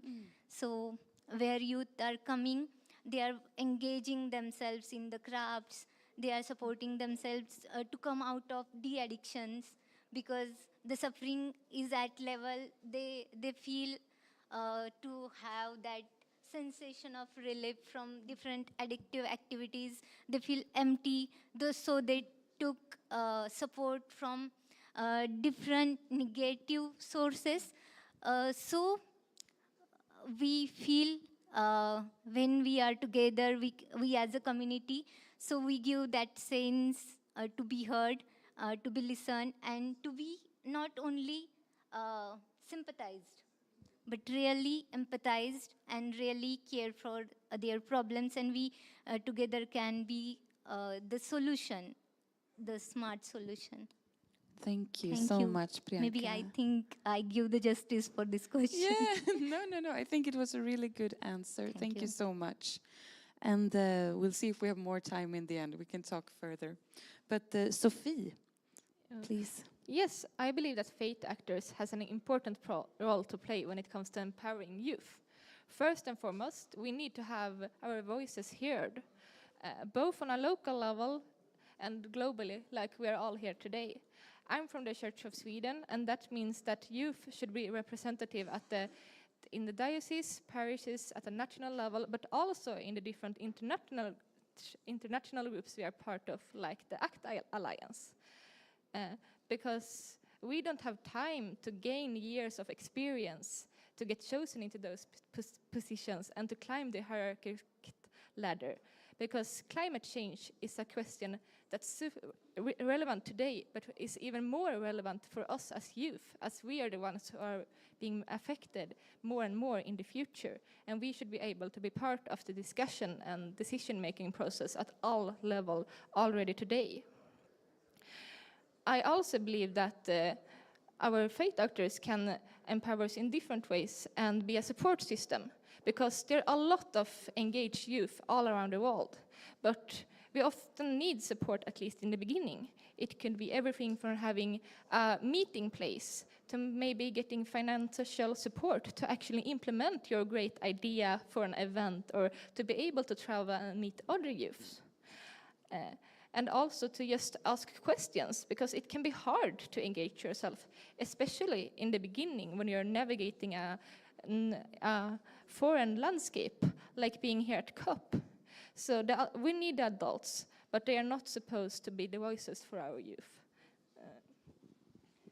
I also want to give an example because of how the Church of Sweden Youth has been working with the ecocide question. Because we on our yearly meeting decided that we want to support ecocide as an international crime. And we wanted to make the Church of Sweden also support this. We have not reached this far yet, but we have still made it part of the way. And the bishops of Sweden has actually also supported the case of making ecocide an international crime, which I'm very proud of. And I hope that this is not a stop, and we will actually see more and more progress on this topic and more engaged youth, both in Sweden and all over the world. Thank you so much, Sophie. And over to Karine.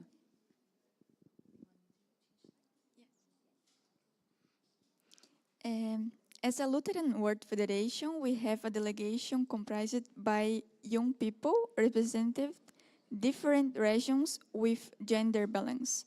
We have our advocacy in the methodology called local to global and back to the local, which means it is evidence-based advocacy responding to the people's needs. Our voices are heard and actions are taken to our churches. An example is we organized gathering this year. Yes, and this material you can see in screen the download the document from the project after COP27, and then for finish, may the future not be today with a different naming. Thank you. Thank you so much. Then Shantanu, the floor is yours.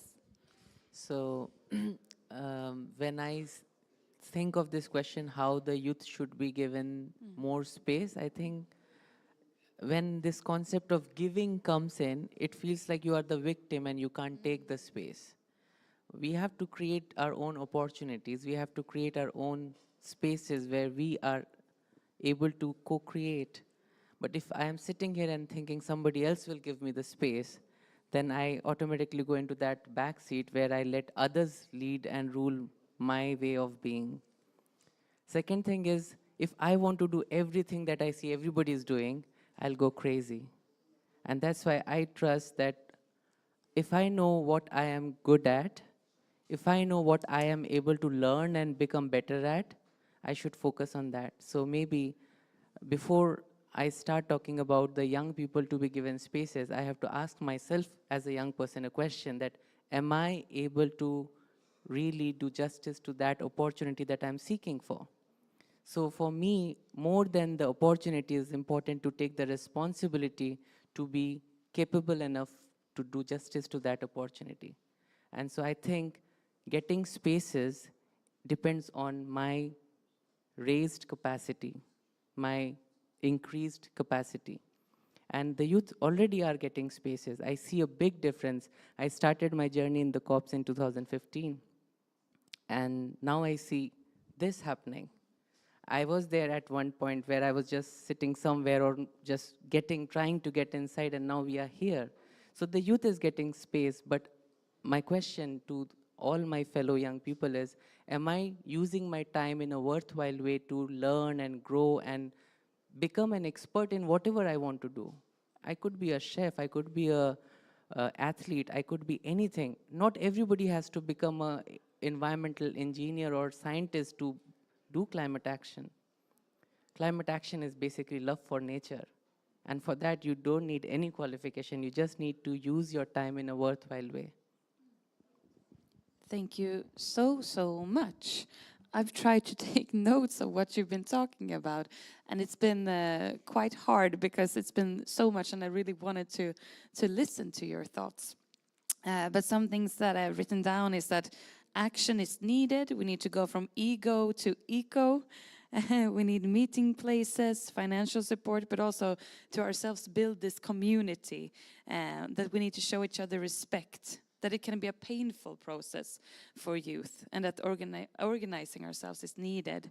And all sorts of beautiful things, that we go from local to global and back to the local, that the forests, look at the forests, they can really show us the way. And I just want to thank you all so, so much. And I also want to encourage all of you sitting here to contact these brilliant people. As you've learned, they're experts in their different fields and contexts. And I think they really have a lot to bring to the table. And I am really, really happy that you're here at COP28. I think you're needed. And I'm so happy that you wanted to join this conversation. So thank you very, very much. Thank you.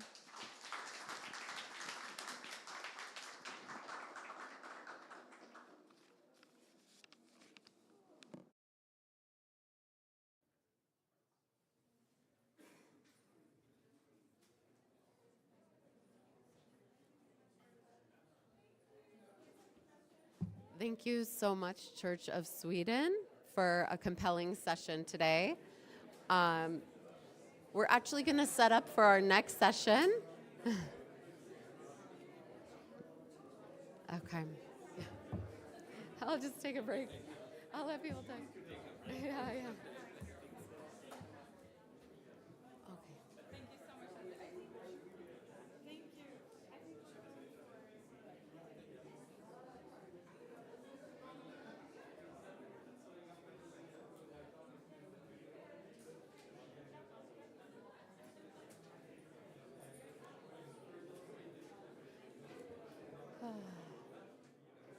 Okay, if everyone can take their seats for the next session.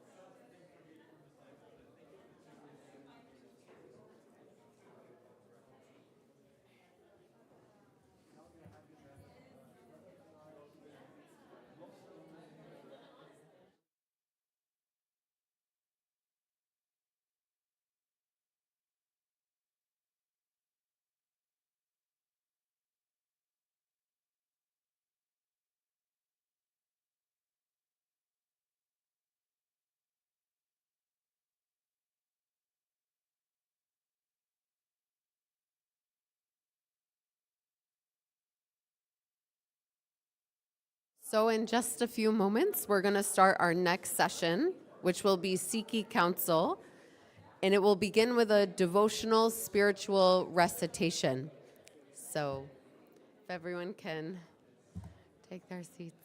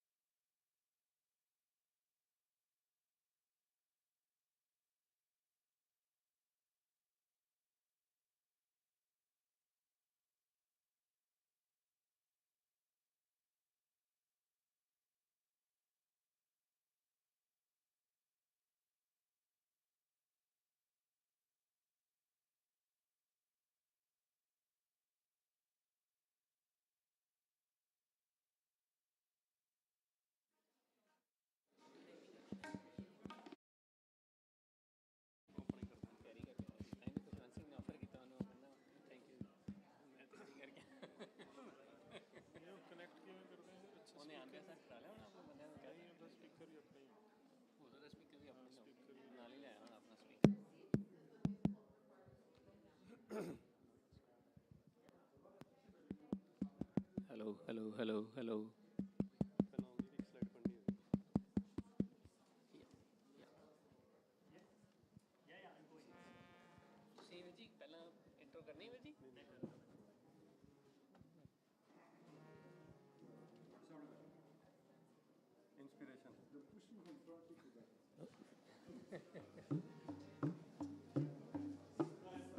Hello. Okay, hello. Is it working? Can you hear me?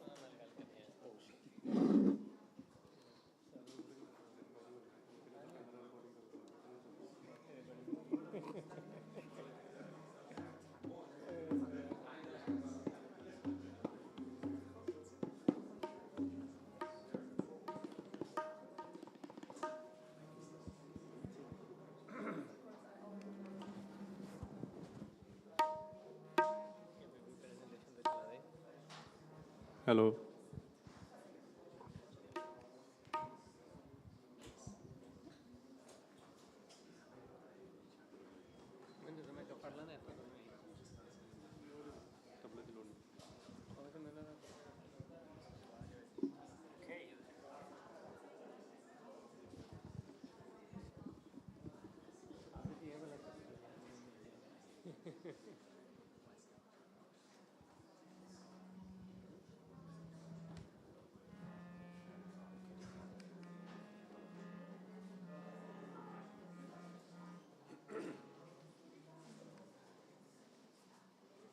Can we have the presentation?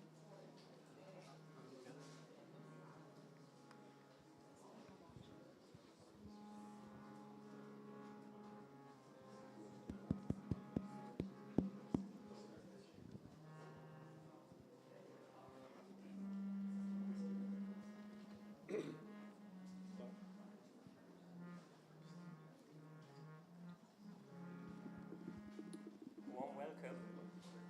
Can you hear me well? Okay. I hope you had the opportunity to eat something and find something to drink.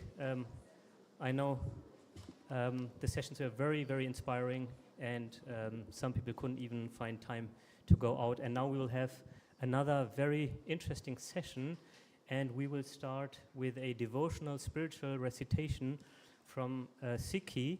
It's a very traditional way of spiritual devotion to the divine.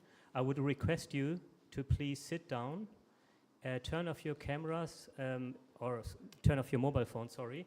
And in our tradition, so you see it, we take off the shoes and we cover our head, and you see our colleagues from the Sikhi Council who will introduce themselves later on, that they have covered their hair. So please sit down, and we will start the recitation now. Thank you so much.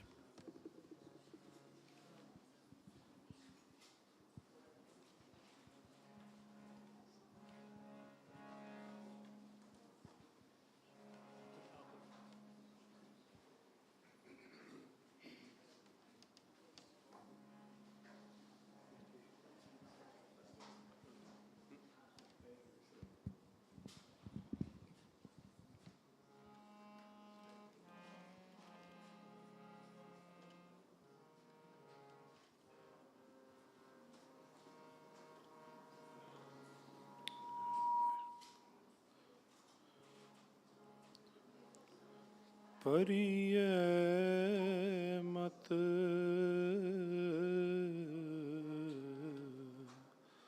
पापा के संग परिये मत पापा के संग ओ तो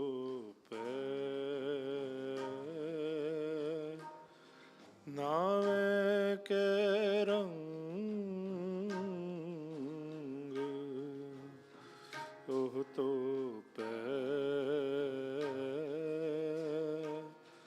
नावे के रंग परिये मत पापा के ਸੰਗ ਪਰੀਐ ਮਤ ਪਾਪਾਂ ਕੈ ਸੰਗ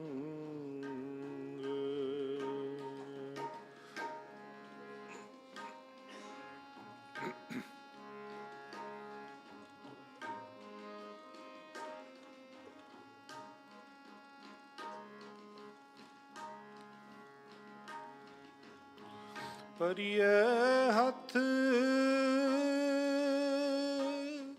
ਪੈਰ ਤਨ ਦੇ ਪਰੀਐ ਹੱਥ ਪੈਰ ਤਨ ਦੇ ਪਾਣੀ ਧੋਤੇ ਰਸ ਖੇ ਪਾਣੀ ਧੋਤੇ ਉਤ ਰਸ ਖੇ ਪਾਣੀ ਧੋਤੇ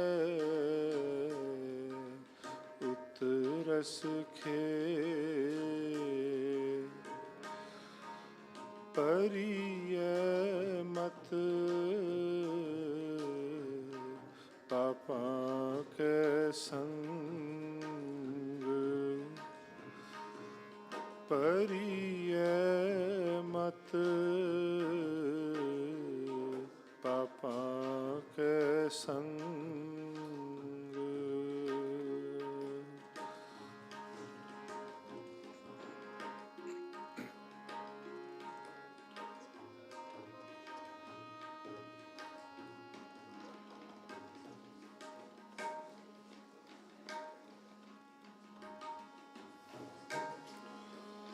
ਮੂਤ ਪਲੀਤੀ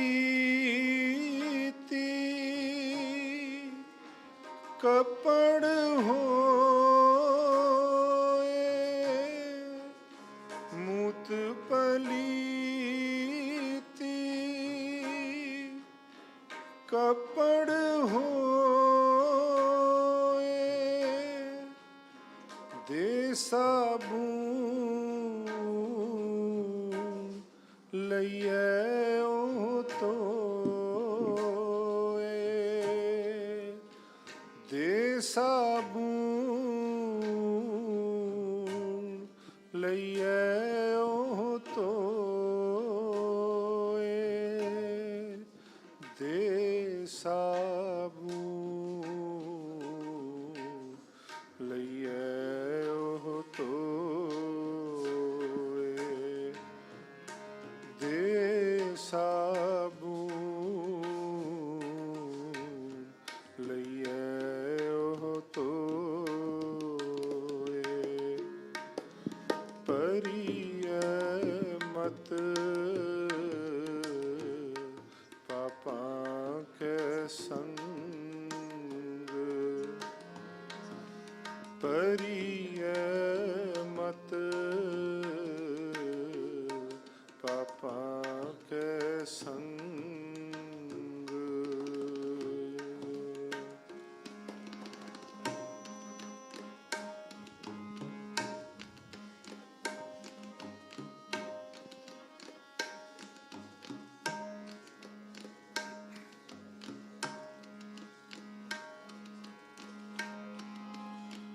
ਪੁੰਨੀ ਪਾਪੀ ਆਖਣ ਨਾਹੀ ਪੁੰਨੀ ਪਾਪੀ ਆਖਣ ਨਾਹੀ ਕਰ ਕਰ ਕਰਣਾ ਲਿਖ ਲੈ ਜਾਓ ਕਰ ਕਰ ਕਰਣਾ ਲਿਖ ਲੈ ਜਾਓ ਕਰ ਕਰ ਕਰ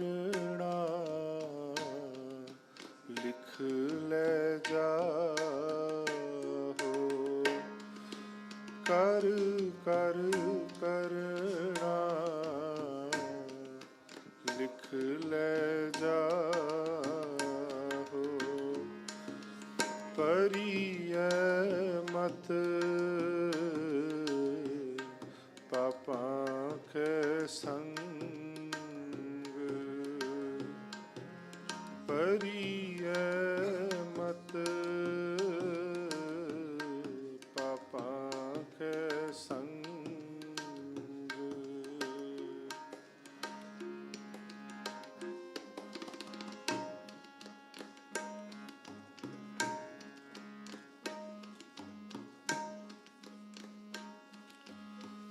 आपे बीज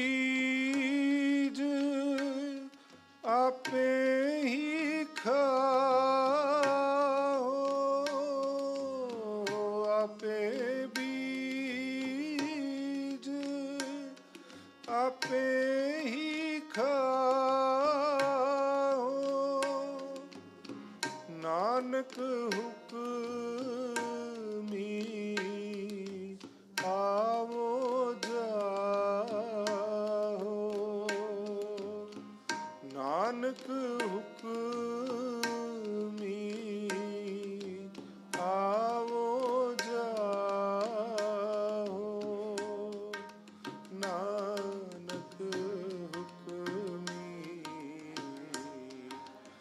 आओ जाओ परिय मत पापां के संग परिय मत पापां के संग ओह तो नावे के रंग तो नावे के रंग परिय मत पापां के संग परिय मत पापां के संग पापां के संग पापां के संग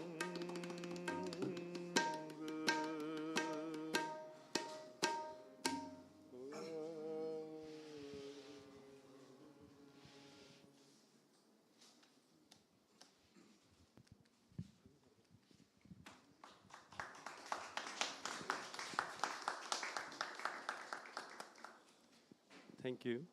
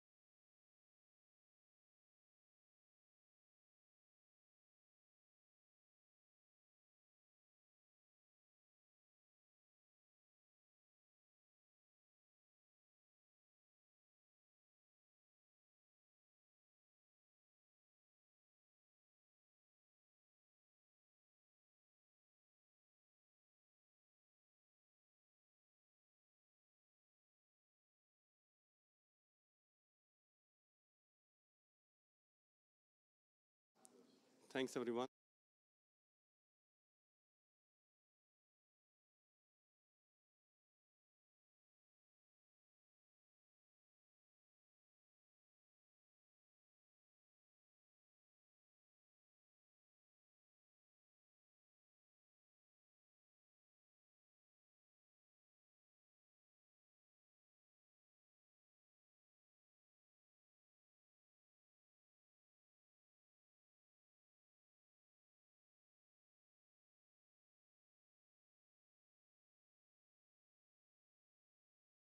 Call as the Gurmat. So you'll start to listen these words a bit more frequently when we go through the presentation now. But before we go there, who are we? We are a group of volunteers at Sikhi Council and Sikh Teachings who are constantly working to improve ourselves. As our religion says, we are Sikh. The Sikh means learner. So we are here to learn, and we're constantly learning how to live an ideal life where I can be in balance within myself and with the outer world. And as we learn few things, we keep teaching or sharing those learnings with the next generation through these platforms. We come from Australia, myself Harpreet Singh, Dilmohan Singh from Canberra, Abhijit Singh from Canada. We got Avneep Singh from India who actually sung this beautiful Shabad just now. And our roots are actually from the place called Punjab, which actually means the Panj means 5 and the Ab means water. So it's one of those rare places on this planet which actually has its name from the elements itself. But this place was actually distinguished by the fact that it had an other river going in there. That was a river of wisdom, the wisdom that we just sang. So this wisdom enabled us to do a variety of things, or it had lots of philosophies in there, and that's what we will discuss today. But this river was symbolic of the timeless spiritual wisdom which came from the enlightened ones, and we will actually share some of their lessons or the teachings as we go through the presentation today. But this timeless wisdom, it has got very, very deep connection with the elements, and that's what we wanted to share first. And one of the teachings from our first Guru, Guru Nanak, teaches us that foremost, the water itself is life, that enables every form of life on this planet. So we believe our existence is actually because of these elements. And I'm not going to go into detail of a lot of these teachings because we are limited on time, but we are going to share some snippets of how deeply we are connected to the elements and what our faith is actually teaching us. Then again from the first Guru, the Guru Nanak, he then goes beyond water. He said, then where did the water come from? So before the existence of this planet or any life anywhere, there was truth. And from truth came the wind. And from wind, or the gases, then there was the water. And then all forms of life were manifested, but all forms of life then actually had truth within them. So in our faith, the truth is not different from us. So we are all the manifestation of the truth itself, but our existence in the physical way is very much dependent upon the wind and water. So that's, or all the elements. But then came the last, which is us. From the 5 elements, we were created. This is what our 9th Guru tells us. So I'm trying to also tell you the diversity of these teachings. It's not only from one person as such. It's 30 plus enlightened beings sitting in this holy book who are teaching us this timeless wisdom. Then the 9th Nanak teaches us that from these 5 elements, my body was created. The humanity was created. But what happened? It started to think that I'm too smart. Now I'm the one who's going to come here and fix this ecosystem. Although the ecosystem was created for me to exist, everything was put in the right place before I came on this planet, so that I can actually coexist with these elements, and everything and anything that I need to exist is already there before I came. But I started to find the issues with everything. And this is where I started to assume, or I'm living in the illusion that I'm too smart. So that's a very high level brief context of the wisdom that we bring here, and that's what we're going to use today to go through the discussion. But we'll go through the different phases of this discussion, and I will now hand it over to Dilmohan Singh, who is going to take through the next phase of the discussion. Thank you, Harpreet. Like the very first question which comes into mind when we talk about faith is faith is all about me and myself. How can faith help us develop any sustainable solutions for the world, for the nature, or for the external elements? Something which we need to think about, and we will talk about in our presentations, that what is the role of a faith when we talk about the sustainable development or the solutions for this very cause of this conference or our existence here today. Right. So what the timeless wisdom guides me is, if my mind is polluted, then everything else around me is polluted as well. If I need to develop any sustainable solutions, I need to work for the cause of the generations or the other species, or in general, the creation. If I have to play any role, I need to first look at myself and clean my mind. Let's take an example like of, think a mind as a clean glass of water.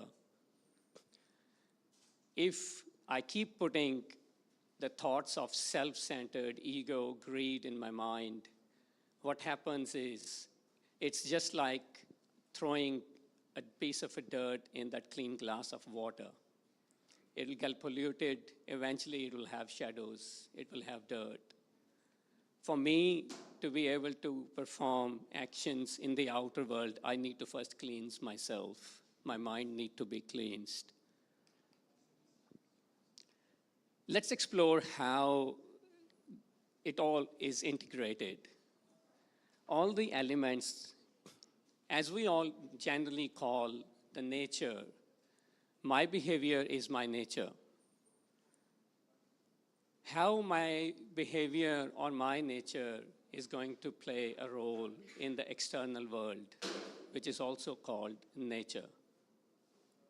How it is integrated. Two major things which we are going to take you through the rest of the presentation here is that we want to understand that how the lack of understanding about the elements exists in the climate cause this widespread destruction and the challenges which we all face today. As well as we also will go through how the timeless wisdom guides us to pure ourselves and how we can then cooperate with the coexistence and develop some sustainable solutions. Very first element which we are going to talk about today is air.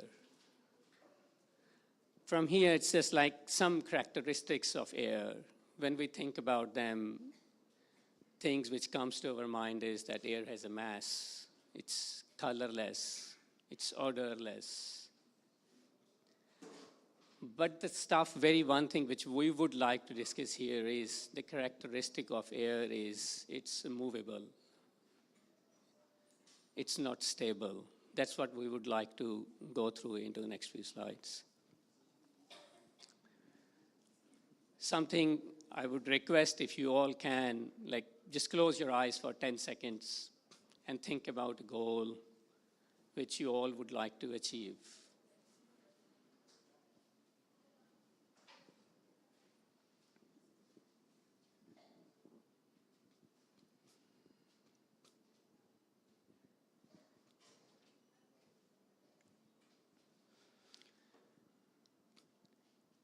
Thank you. This is again something to give all of us the opportunity to connect with ourselves and start thinking what our short-term or the long-term goal can be. When we start thinking about our goals, there are a few things come to our mind. Majority of us, including me, when somebody asks me about my goals, I start to think about the tangible things which I can achieve, I can touch. Those are things, they matter the most to me. I want to achieve something in the near future. I want to get a better job. I have a goal to buy a new car.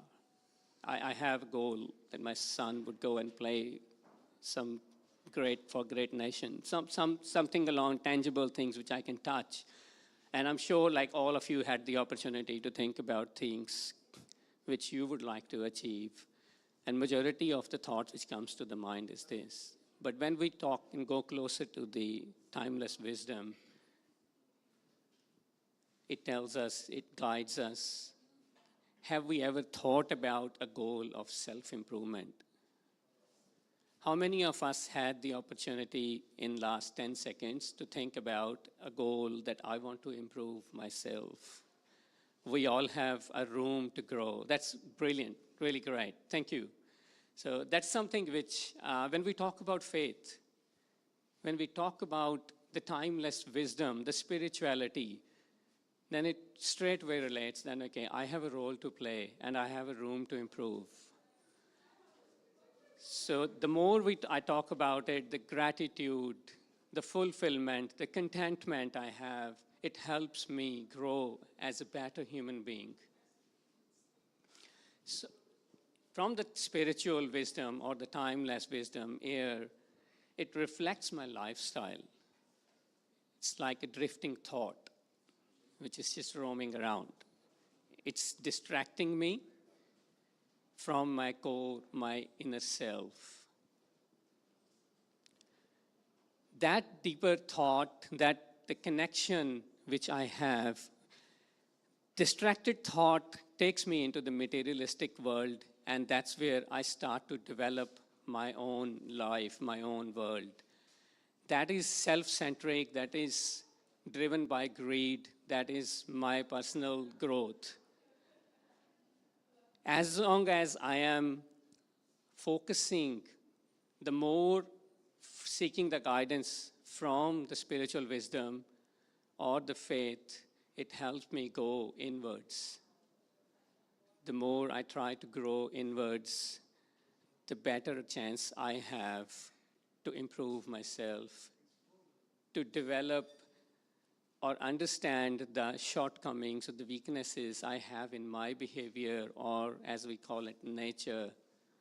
How can I understand and identify those weaknesses, and how can I improve on them? How can I develop the sense of gratitude of everything what I possess today in this world?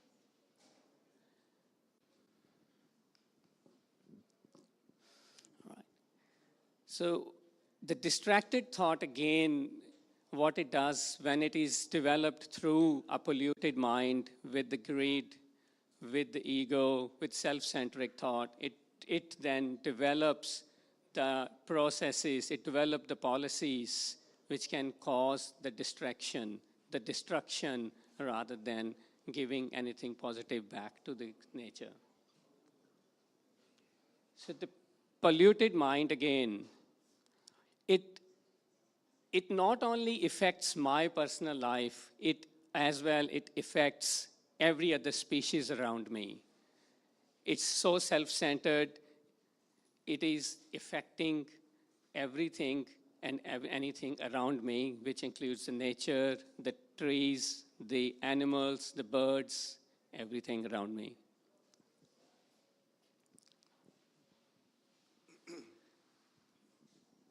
When we go closer again to the timeless wisdom, when we more go closer, we develop that positive attitude.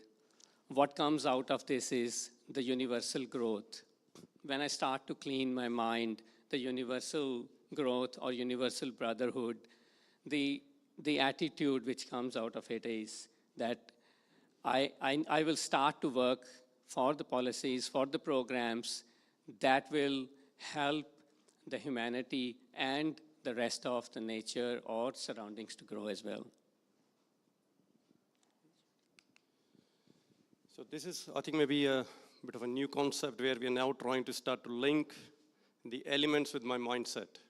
So if my mindset is polluted, as per our timeless wisdom, my air is drifting always away from where I was. And if I'm coming closer to the wisdom, then I'm coming closer to the core, because air is always in movement. We're not asking to stop it. We're just asking to change the direction of the air, in which direction I'm going. And the closer I come to myself, the more I understand my nature, the more I will understand the outer nature, and I will automatically start to work for it. Similarly, if you now go to the water, so it's actually got the teachings for all the different elements. So when we think about the characteristics of the water, we start to think it's colorless, it's odorless, it's shapeless. I can put it in any vessel. But the two key characteristics that our timeless wisdom actually picks about the water is actually, or maybe it's actually that it loses the temperature because of the external factors.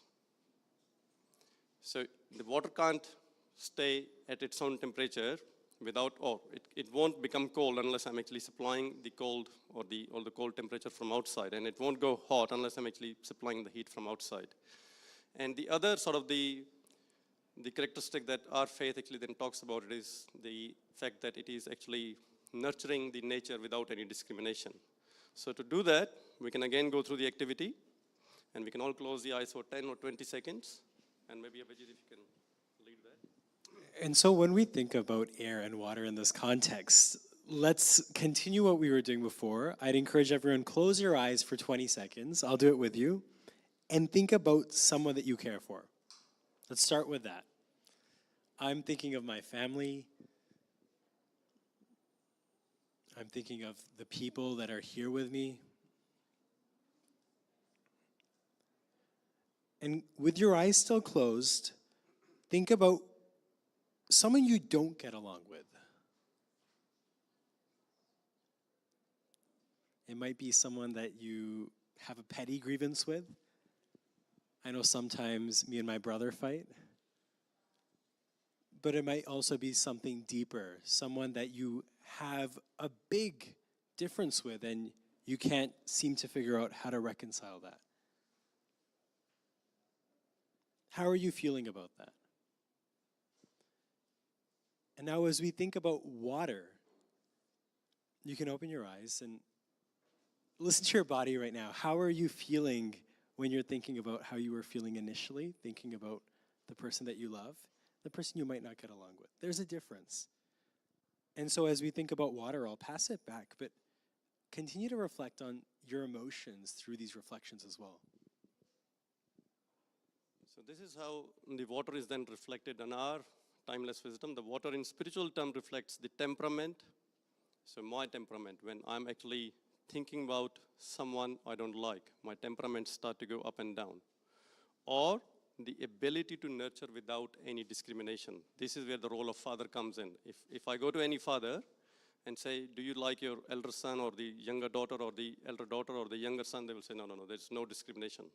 I treat them equally. So this is what then our spiritual wisdom is telling us. And this is actually the verse from Kabir Sahib, who's coming from the central India. So you can actually also then start to think about the diversity that we are having from the enlightened ones across India, who are now teaching me that even if I adopt the nature of water, it actually becomes useless because the water is like, it's actually temperamental. So I will actually start to fluctuate. Depending on if someone starts to praise me, I start to cool down. If there's someone I don't like, I start to heat up. See? I'm actually living in the negative nature of the water. And if I'm living in that negative nature of the water, I'm actually fluctuating. Then I'm actually doing all these environmental things to either please someone. I'm not thinking about the environment. Either I'm trying to please someone, or I'm actually, because someone else has done it, now I should also do it because I want to be better than someone. If these becomes the drivers of what I'm doing in my life with the environment, it's not only generating the heat within me, the hatred, but see now even the world is talking about the global warming. It's nothing but the manifestation of the heat within me. We're not able to take these guidance from the wisdom that has been there for ages and ages sitting there. It's the manifestation of the heat of all the citizens now that is coming out. Because we are all living in greed. And when I see my heat coming outside, now, there's a global warming going on. There's an issue. But hold on, there was no issue when I was actually living in the greed. I wanted to be a billionaire. I wanted to do everything in the world. And I didn't care about the environment. But very smartly, I will also even put one thing in here, that now very smartly we'll say the climate is changing. But climate didn't change. It was existing here for millions and millions of years before we came. It's our mindset that is changing. But humans don't want to put anything on themselves. And that's what also our wisdom tells us, sabko pura aape hoye. They tell us that no human will always, ever take the blame. Because that's how we are. Even if the wisdom was telling me this is how we should be, we are never ever going to accept that this is who we should be.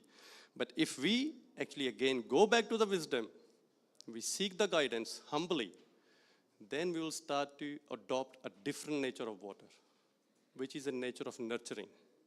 And that will start to lead me to the things which are going to be non-discriminatory to the whole world. But when it comes to very specifically to the water, we'll start to design those technologies that are going to actually push for the effective utilization of the local sources of water.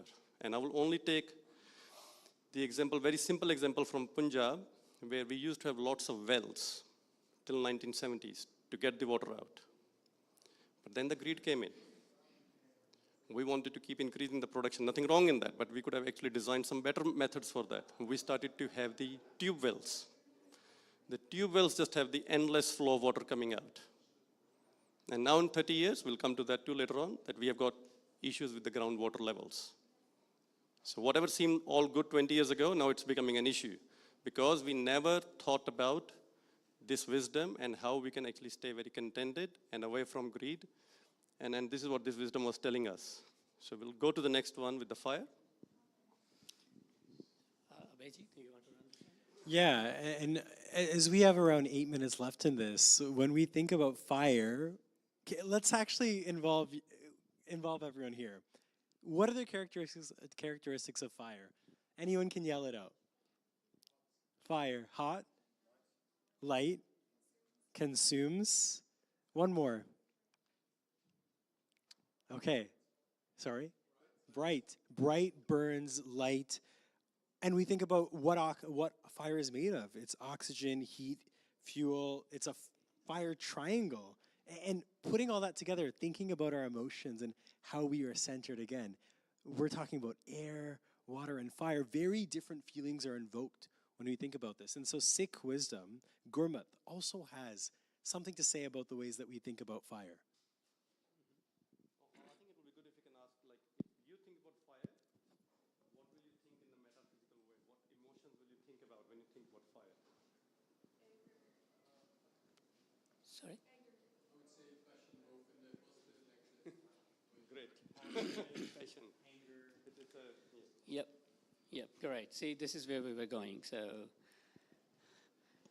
great example here, like if we close our eyes and think that, okay, we all have now the power that, okay, we can fulfill all our desires. Do we think that we will have an end to the desires ever? Now we have the power to say, all right, I can get all my desires fulfilled.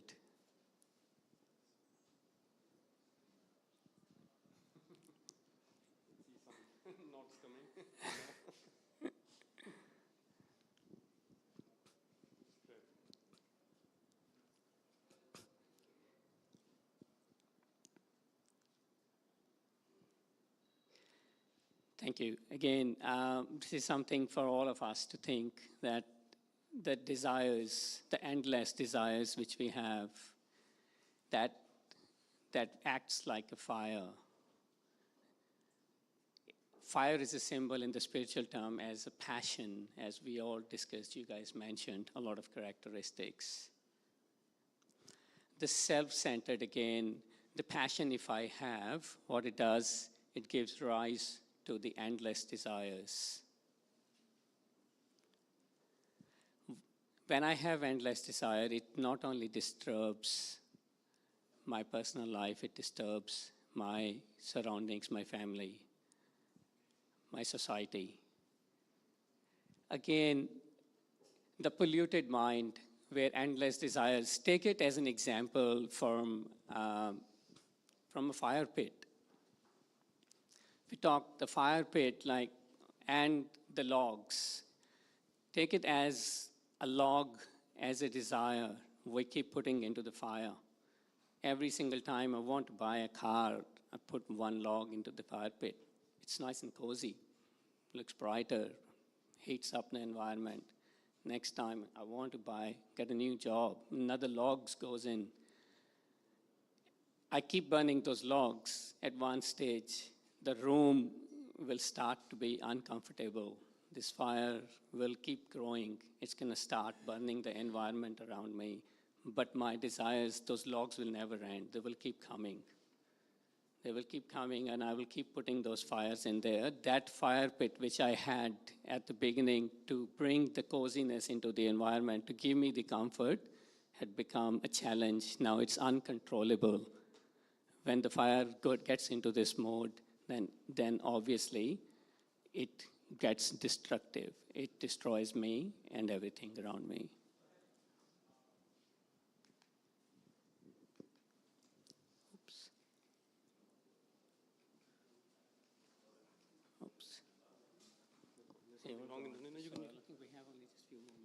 Oh, okay, that's fine. So I think just be cautious of the time. So I think the soil, even Sadhguru touched a lot about the soil in the morning. And then the key sort of the thing about the soil is that I can keep thinking the soil belongs to me. That's what my default behavior is, that I believe I'm the owner of the soil. I keep buying the land, I keep exploiting the land. That's one way to look at the soil, or from the wisdom point of view. The other way to look at it, it is the I belong to soil, eventually. I am soil, and that's what Sadhguru actually touched a lot in the morning, that I am actually the soil, and eventually I will actually belong to the soil in the end.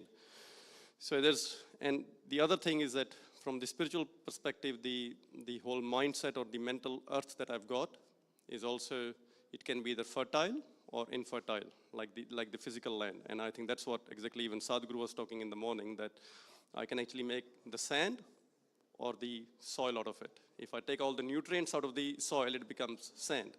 If I take all the wisdom out of my mind, it actually becomes useless. So the option is up to me, which way I want to go. So, and if I do have the nutrients of the wisdom, then I will start to believe the land doesn't belong to me. So if I'm living into this whole mode of that, yes, I need to keep increasing my footprint, I need to keep increasing the footprint of the land I own, and I need to do more and more with the land, what will I end up doing? I will exploit Mother Earth as I deem myself as the owner, and there will be greater infertility, not only in my mental world, but also in the external, and that's what I think Sadhguru was touching very heavily today. It's actually symbolic of my mental infertility, what we are actually now seeing in the lots of parts of the world. So I'm just connecting what Sadhguru said to more with the mindsets that we are carrying around. And then on the other side, if we actually start to cultivate our mindset with these wisdoms, what we will start to do, we'll develop solutions that are about giving more to the nature as opposed to start taking more and more. And this is something we should all go and reflect ourselves. What exactly am I giving in my daily life to the soil? And personally, believe me, I'm very, very much struggling to actually identify even a single thing, because that's how the city lifestyles are. We are not giving anything back into the soil. So these are the 4 elements that we touched, how they're actually operating within my inner world and within the external world. So what does this all mean to me? So what this wisdom is telling me, that whatever I put into my vessel, now it can be the mental vessel or it could be the physical vessel. So our teachings are both metaphysical and physical, they operate at both levels. So whatever I put into my mind is what is going to come out. If I'm putting the greed, the anger, the selfishness, the aggression, the instability into my mind, that's exactly what is going to come out. Now, depending upon the sphere of my influence, if I'm just a common man doing all the wrong things in my house, I can only influence the things in my surroundings. As a family, if all of my family starts to do all the wrong things, maybe a bit more, or if you're all very good, maybe we can bring some benefit. And that's what I think even Sadhguru was talking in the morning when people come to him and say, oh, I will actually go and then do this thing in my kitchen garden. He said it's cute, but it's not going to make the difference. So as a family, we can't make the difference. Then it's a community, so I can do good things. As a community, it will make a better difference. And as a Sikh community, we do a lot of langar. It brings a lot of that positive change too. But as we start to go and become corporate leaders or political leaderships, And that's where the policy becomes very important, and the events like COP28 become very, very important. If our political leadership is not changing, because this is where the big change for the next 50 years or for next 100 years starts to happen. And that's what this wisdom is telling me, that depending upon the sphere of influence, the imbalanced mind will create the long-term impacts on the imbalance of these four elements and the physical world. And then that's what we are seeing now. What happened 40 or 50 years ago is what we are seeing in the physical world now. I think I will skip this one as a space, which is actually a bit more, or maybe we'll very, very lightly touch it.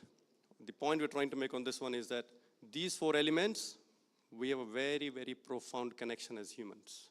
We can touch them, we can feel them, we can actually think about them, we can talk about them. And yet, we have failed to create an ecosystem for these things. We have failed to create the balance within these things.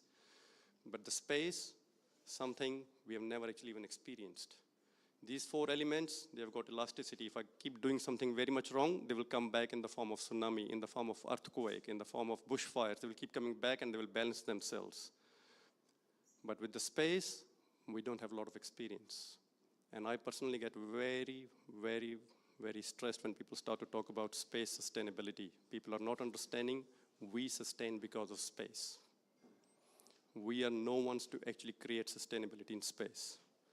So we have done all the wrong things in the four elements, but they're elastic, they may come back, and they may create the balance for themselves. But what will go wrong with this space, we don't know.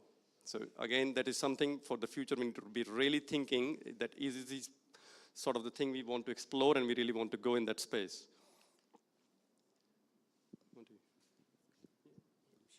And as I reflect on everything that we've discussed today, I think the idea that we have these four physical elements that we can touch, we can feel, they are emblematic of the spiritual side, how we think about these things. All of that makes a difference. And when we think about the climate crisis that we face in the world today, it's not just a crisis of the environment. It is a crisis of values. And the Sikh tradition, the Sikh religion, encourages you to look inwards within your own family, within your own spiritual wisdom. It doesn't mean just looking at what we have talked about here, but looking internally. What does your own faith, your own religion, what do you have to offer in terms of this? And I think it's also very intriguing the way that both individual and systemic change happen in a cyclical manner. That one cannot have a value shift when there are obstacles in a society to do so. As much as I may want to be sustainable in my own life, if I live in a place where I need a car, then I have no option but to drive a car. But at the same time, that political change, that leadership at a systemic level involves us changing our values. And so as I reflect on everything we've talked about here, this wisdom is within us and it's within our own communities. Understanding the individual and systemic change happens side by side, and we really encourage, go within yourself and within your communities to find that. Let's go back to the Punjab, where we started our journey, where we come from, we all have our origin from. When the Punjab, the land, was under the guidance of the spiritual wisdom or the indigenous wisdom, it was connected, it was delivered, it was following. They had the prosperity, which was the byproduct of it. But the more we drifted away from that indigenous wisdom, that spiritual guidance, started living with our own modern lifestyle, the way Punjab landed today is like we have high rises of the cancer cases, we have high pollution, we have water level dropping, we have challenges which comes along of my distraction and going away from the spiritual wisdom or the indigenous connection which we all had in that land.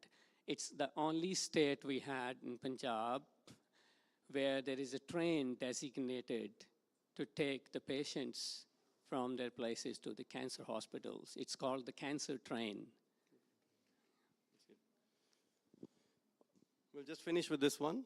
I think hopefully all of you have learned something, and then all we wanted to give the message was that the more we regard ourselves as the servants, caretaker, guest, and less of the leaders and owners, the easier we fulfill our temporary roles on Mother Earth. Understanding our role on planet Earth equips us to develop and implement holistic approaches and policies for the collective mental and physical prosperity and well-being of everyone, including the nature. And I keep telling people, When we are living in the democratic world, we say the democracy is about by the people. What's the next? By the people, by the people, of the people. And I keep saying the third one, we need to correct. It's not for the people, it has to be for all forms of life, including land and elements. Because we haven't actually put that into the remit of the governments, it makes it very hard to go back to the governments and say, why didn't you care about the environment? Because they were, to start with, never accountable and responsible beyond people. We need to start to bring that change. With that, thank you. If you have any questions, we welcome those questions. Thank you.